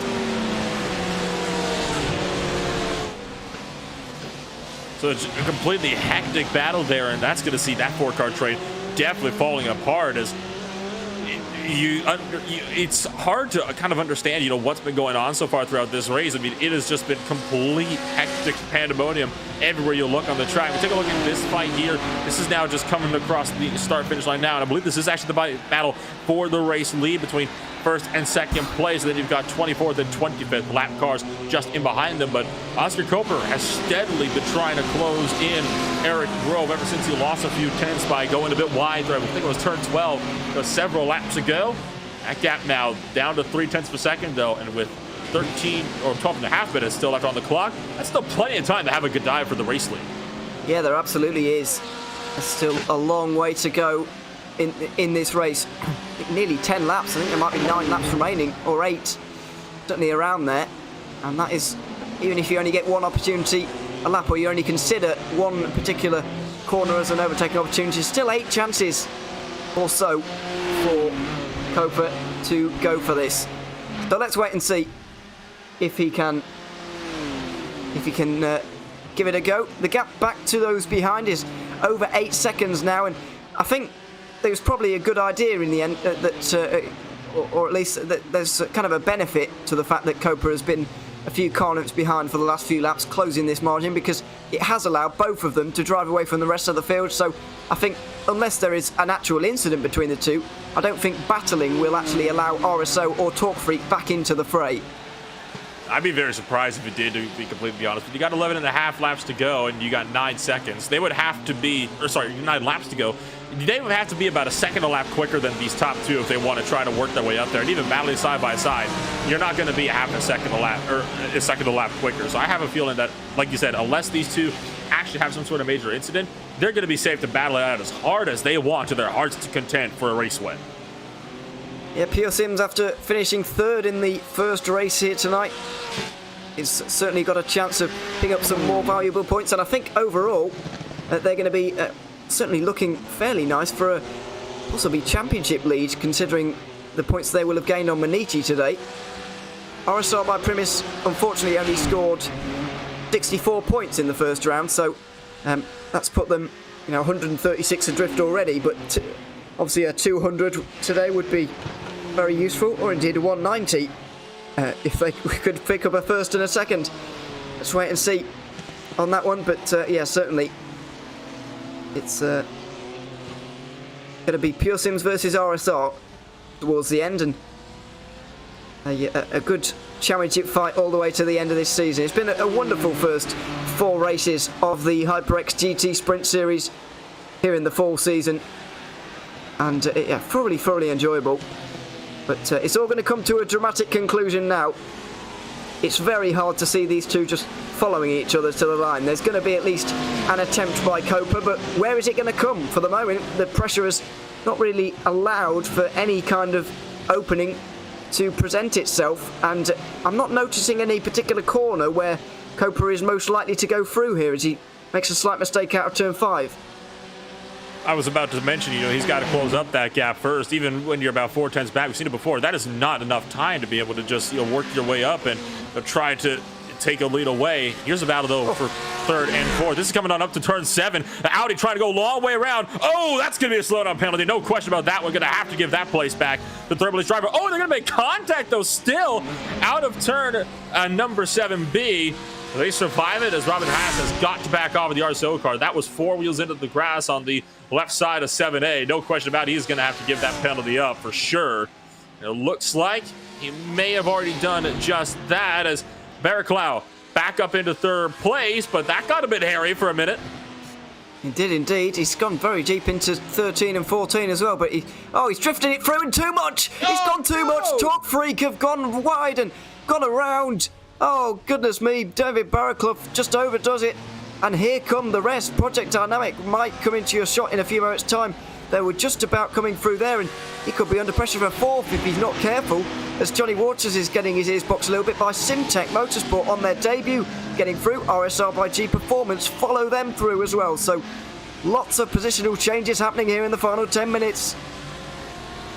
And this is how these races tend to go, isn't it? I mean, it's all sorts of chaos in the first few laps, and then it kind of, you know, dies off a little bit, and it's a bit more procedural, what you'd expect to see in a GT3 race, kind of in the middle portion of the race. And then it all kicks off at the end like we're racing, you know, Global Mazda MX-5 Cups like they do over in the Club Cups. Here's a look on Van Verkelen. He was losing that thing way early in the corner. He was trying to power slide it through, but had no hope. And does get into the wall a little bit as he was trying to turn our comeback on track. That's not good news at all for Verkelen. A bit unnecessarily got into the wall, it has to be said, but there you have it. He's got a 2-second, 3-second advantage over Project Dynamic, and then a little bit further over 5-Star Motorsport, so he's looking okay to finish 4th, but obviously he could have maybe got a podium out of that if he'd have held on. But Robin Haas is in that position now, and so he will be taking home RSO's third place of the season. The 198 got 2 of them last time around at the Hungaroring. It was a 2nd place for the 197, a slight improvement in the last race, and they're back to their old ways in 3rd again. So solid points being picked up, a 2nd and a 3rd, but unfortunately it's with the wrong car really, because the 69 car's gone way off there, and they're going to lose out to Kazan, maybe even Maniti. There goes the Audi, and through they go into the top 10. A fantastic recovery from the number 8 car, but a bit of a silly mistake there by RSR. McCormick tried to maybe have a go on the outside of the Audi, tried to carry more speed, and unfortunately just went too wide, got 2 wheels up at the grass, and from there just could not turn into the rest of the corner. So that says McCormick falling down out of the top 10 as a result. You see the battle for 17th still looking to come up as well between Westwood Racing Esports and as well as at the number 151 of the World of Sim Racing team, driven by Alvaro Martinez del Olmo as well in the middle of the field. Absolutely. This is the World of Sim Racing car that's been in the wars today as well, as of all of these cars, really. Let's face it. So meanwhile, at the front of the field, the gap's now 2.5 seconds. Surely there has been a mistake somewhere from Oscar Copa, and all of a sudden, with 6 minutes to go, it's looking unlikely that he's going to be able to win this race. It'd be a surprise. This gap's creeping up to nearly 3 seconds. I'm not entirely sure what's happened to the BMW driver, but the gap is now a very large one, I have to say, for the talent which we have and how evenly matched they are. I think he was just pushing a little bit too hard in these final laps. I mean, you already saw it right there. He was going off track quite frequently, actually, in the later portions. Not, you know, fully off track. He was like kind of skirting around with the grass a little bit on the exit of some of these corners. I think just trying to close up on lost time, and unfortunately, he just kind of ran out of time to work with up in that battle for the lead. And a couple of those mistakes here, now 2.5 seconds back, and with 5 minutes and an estimated 5 laps to go as well, the likelihood he closes up in that gap again is slim to none. Here's the RSO 198 that's been backwards and out of control, at least on 2 occasions that we've seen. Getting into the top 20 here once again on one of the Ferraris. Is giving him a good race though, around the outside possibly. Oh, might be able to pull this one off. Oh, and there's a spin. It's not been RSO's day in the 198. Mats Torg Husveld must be wondering what he has done wrong to deserve this kind of look, because that is not the first time we've seen him around, not only today, but in this race. The 3rd spin for that car. So unfortunate, and once again, the turn 1 bites. It's so hard to make a pass cleanly, and this time I have to say it was a little bit more on, you know, of Horsfeld's own doing. Just pushed a bit too wide, you know, out of turn 1, made contact with the Ferrari and spun himself around. That Ferrari was lucky to get out of that one. Oh, and McCormick around again in the RSR by G Performance machine, pulling a good old half a donut to be able to get that thing pointed back in the right direction. But what's happened to Martin McCormick here? He's now down to 13th place, and I believe that was actually coming on up through the same set of corners he spotted the last time by. Oh no! Oh, hello! Maniti rejoining, and it wasn't ideal. It's put McCormack back around again. So what happened to Rudy Knopfeld is the question here. Getting on the grass on the exit of turn 12. Oh, that's hard into the wall. Oh, it wasn't a rejoin, excuse me. I've put unnecessary blame onto Rudy Knopfeld there. He didn't do anything wrong, really. He was still recovering his car. But that's significant damage for the championship leaders, and they might not be able to hold on to the top 10 from there. Let's wait and see as we go side by side. Mark McCormack, excuse me, trying to get through on the Kazar Sim Racing and leading 27 Porsche, but not, and has been able to do that. So recovers well, McCormack, but not really anybody's fault that one with Manisi there, I wouldn't have said. Yeah, I have to say the same. And I thought it was a rejoin as well, but you take a look at the onboard, and that kind of tells the story. I mean, he got rebounded from the wall back into the track. There was nothing Beniti could do. In fact, he did a good job as it is to not shoot across the entirety of the racetrack and actually give McCormack even further damage than he got. So it ended up being a lot better for him, but 3 minutes left to go, and McCormack going to be out of the question for a top 10 for sure. And by now, RaceSpotTV Primus, unless Pure Sims makes a mistake, out of the fight for the lead. Simtech Motorsport out of the final corner. I've gone for a spin from 8th position. Oh, into the barriers as well. Ouch. So there's more drama. This has been an absolutely incredible end to this race, as Oscar Koper now is starting to lose time, hand over fist to the Pure Sims car, looking to just hold on to second place, really, in this one. This is the sister car, though. The RSR by G Performance, as they cross 3 laps to go at the moment. What a crazy race this has been. Very, very enjoyable, I have to say, from a spectator's point of view, but completely manic. Just stuff going on all of the time.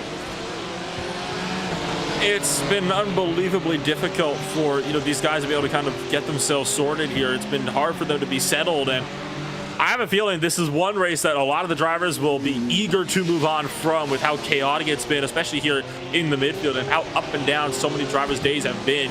You gotta hope that maybe it's... speak of the devil, there's another driver that's going to be wanting to check this one off their list of things to do this year. Well, Simtech on their debut. Oh, this is a bigger spin this time. Have they kept it out of the wall? No. Well, maybe. I think maybe they have, yeah. So it's difficult to say, really. But yes, they did manage to keep it out of the wall on that occasion. So fair enough on that one. But he has dropped down to 15th, and it's been an encouraging debut, I have to say, for Simtech to get one top 10 and they were looking on course for another top 10. It's still an encouraging debut, as Rusty Spatulas give up position by going wide through the final corner. What is it with these races being late and mistakes just coming in full? I mean, it was such a clean race earlier on in the race. It was the same situation for race 1. Final 10 minutes, that's when it all starts to kind of fall apart. I wonder if you just tend to relax a little bit too much. White flag, I believe, is in the air at the moment, with Pure Sims Esports leading. Goodness me, it gets very dark when the cars aren't around us, doesn't it? There we are, looking from the starter's tower, or whatever you call it, as we go through turn 3 with one of the BMWs, the Pure Sims BMW no less, as they are on course to take their first race victory of the season. And for the first time in the 2 rounds we've had so far, we've not had a repeat winner. The RSR by Primus not able to go 2 for 2, but are able to get a 1 and 2, which is going to be a sizable amount of points, and also a very encouraging day for them in terms of this championship. It certainly will. I mean, it has all gone Eric Grove's way. They managed to kind of pull one out over RSR by Primus on the pit stop windows here in race number 2, and because RSR was not able to get back past him, this is going to give an easy win to Eric Grove and the Pure Sims Esports crew, so long as he doesn't make any further mistakes through these last couple of corners. Through 11 and 12 for the final time. It's such a difficult circuit, but Pure Sims Esports have managed to negotiate it here this afternoon.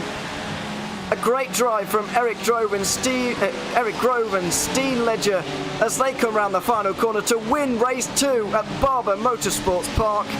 It's the 4th race of the HyperX GT Sprint Series, and it goes to the number 116. RSR by Primus are going to take 2nd place, as the Team RSO car was going to come 3rd. Robin Haas is not going to be on the podium any longer because he goes for a spin at the tricky turn 12. He dropped 4 places in the final 4 corners of this race.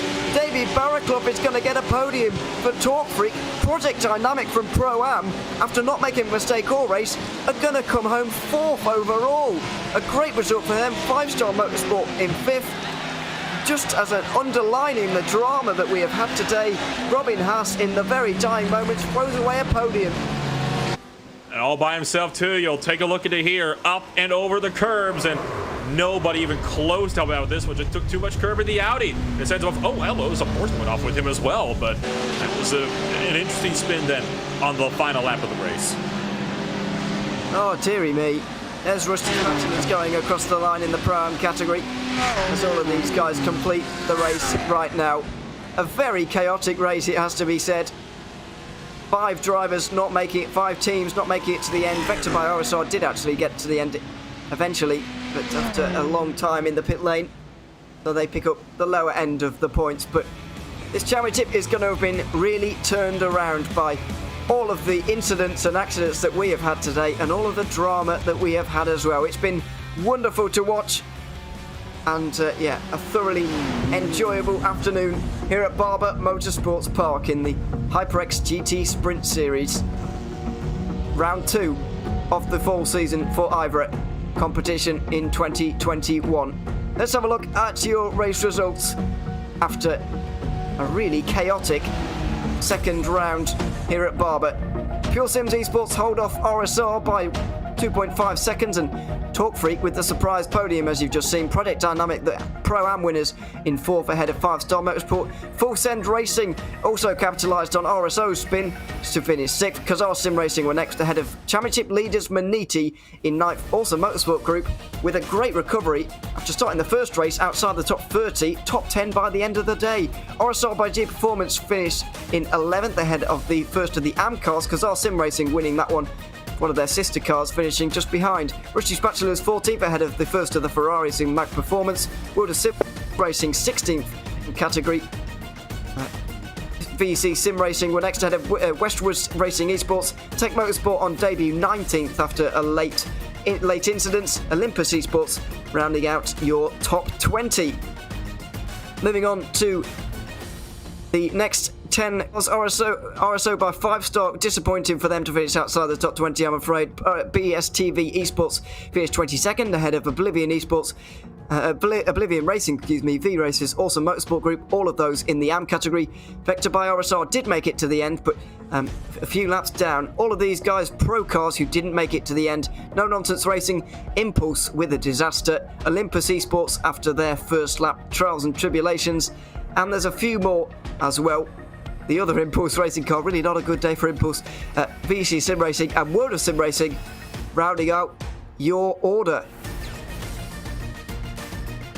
So what an immense race that was. It was very, very good indeed. We are going to bring in a couple of the drivers for an interview. If we get any of the leaders, I guess, we'll bring them in, Nolan. But as far as GT3 at Barber goes, that was very enjoyable. I couldn't agree more with you. I mean, it was such a phenomenal race so far today. I mean, it was a race that we thought would be a little bit more processional. We didn't think there would be so much side-by-side action, but these guys certainly proved us wrong, showing that you get a good group of guys with a group of good cars, they can race anywhere. Yeah, absolutely. Let's have a quick chat with a couple of our drivers after that race. Firstly, Yanis Elbert from the 21 team. The guys who managed to finish the second race, at least, in 4th position overall for Project Dynamic, but it's another couple of victories in Pro-Am for you guys. Yanis, first of all, congratulations. Talk us through that second race, first of all, because it was completely crazy from what we saw. How were you guys finding it? Hi guys, so the second race was unexpectedly very dark. We didn't practice at all for that.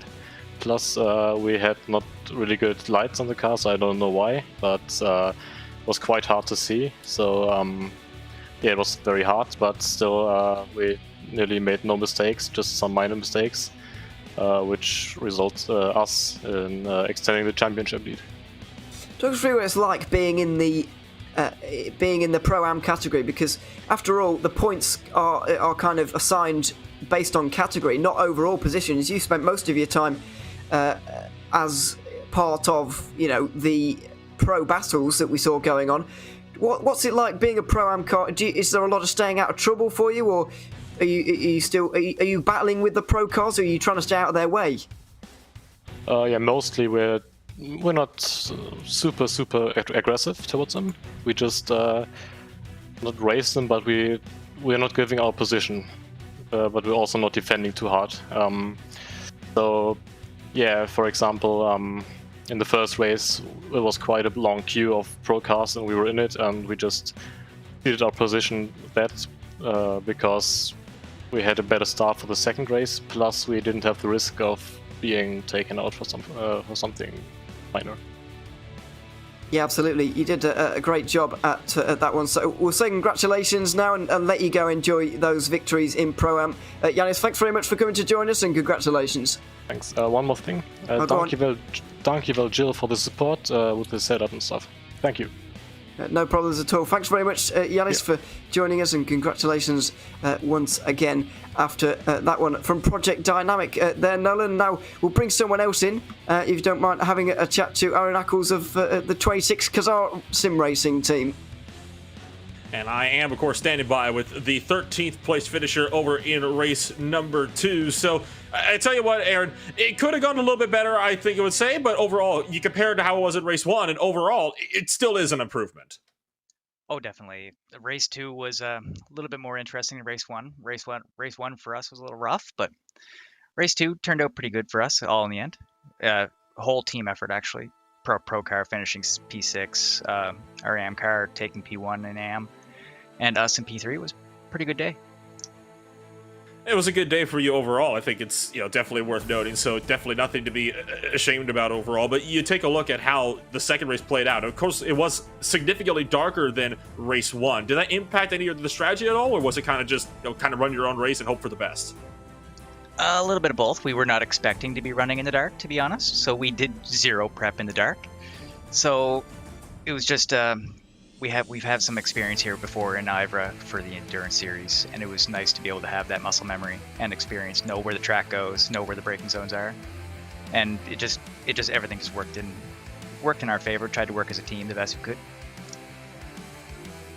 And you certainly did manage to do a good job working with the rest of your team to finish up on the lead lap in race number 2. And overall, you can expect some hopefully good things going forward into Ultimate Park. But before I let you go here then, Aaron, anybody you'd like to shout out for that Kazar Sim Racing number 26?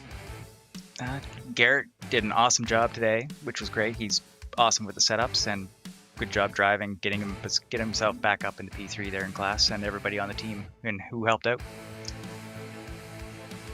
And thank you then, Aaron, for taking the time to come out and join us here tonight. And congrats on a, P3 finish in your own category. And best of luck next week at Ultimate Park. Thank you. Thank you guys for a great job that you do. There we have it. Sorry, no. There we have it.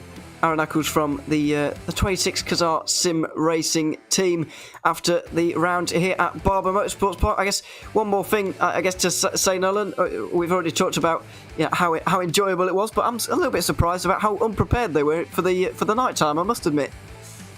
I mean, to be fair, you get these sprint races, and they very rarely take place during the night. I mean, the most popular time for races like these to have them, start around noon or early afternoon, and have them kind of run into the little bit of a later afternoon. I myself was a bit caught off guard by that one. I knew it would kind of be a little bit, race into the evening. I didn't know it would be quite this dark though, but I feel like that kind of might have had an impact as to why the attrition rate was so much higher in race 2. It seems like a lot of people, weren't necessarily prepared for that, and they had to kind of adapt on the fly for it. Yeah, absolutely. I think you might be right on that one. Make sure you join us in 2 weeks' time. We'll be heading to Alton Park in the next round of our championship. Then Belle Isle, Brands Hatch, and Montreal to round out our fall season here in the IVRA HyperX GT Sprint Series powered by VCO. Thanks very much to everybody who's joined us here this evening. It's been wonderful to have your company once again. I hope you have enjoyed the racing here at Barber Motorsports Park, which has been brutal but also brilliant all at the very same time. Thanks very much to everybody for tuning in. We'll see you next time. I've been Yono Leary alongside Nolan Redpool, Hugo Luis behind the cameras. But from all of us here at RaceSpotTV, it's goodbye for now.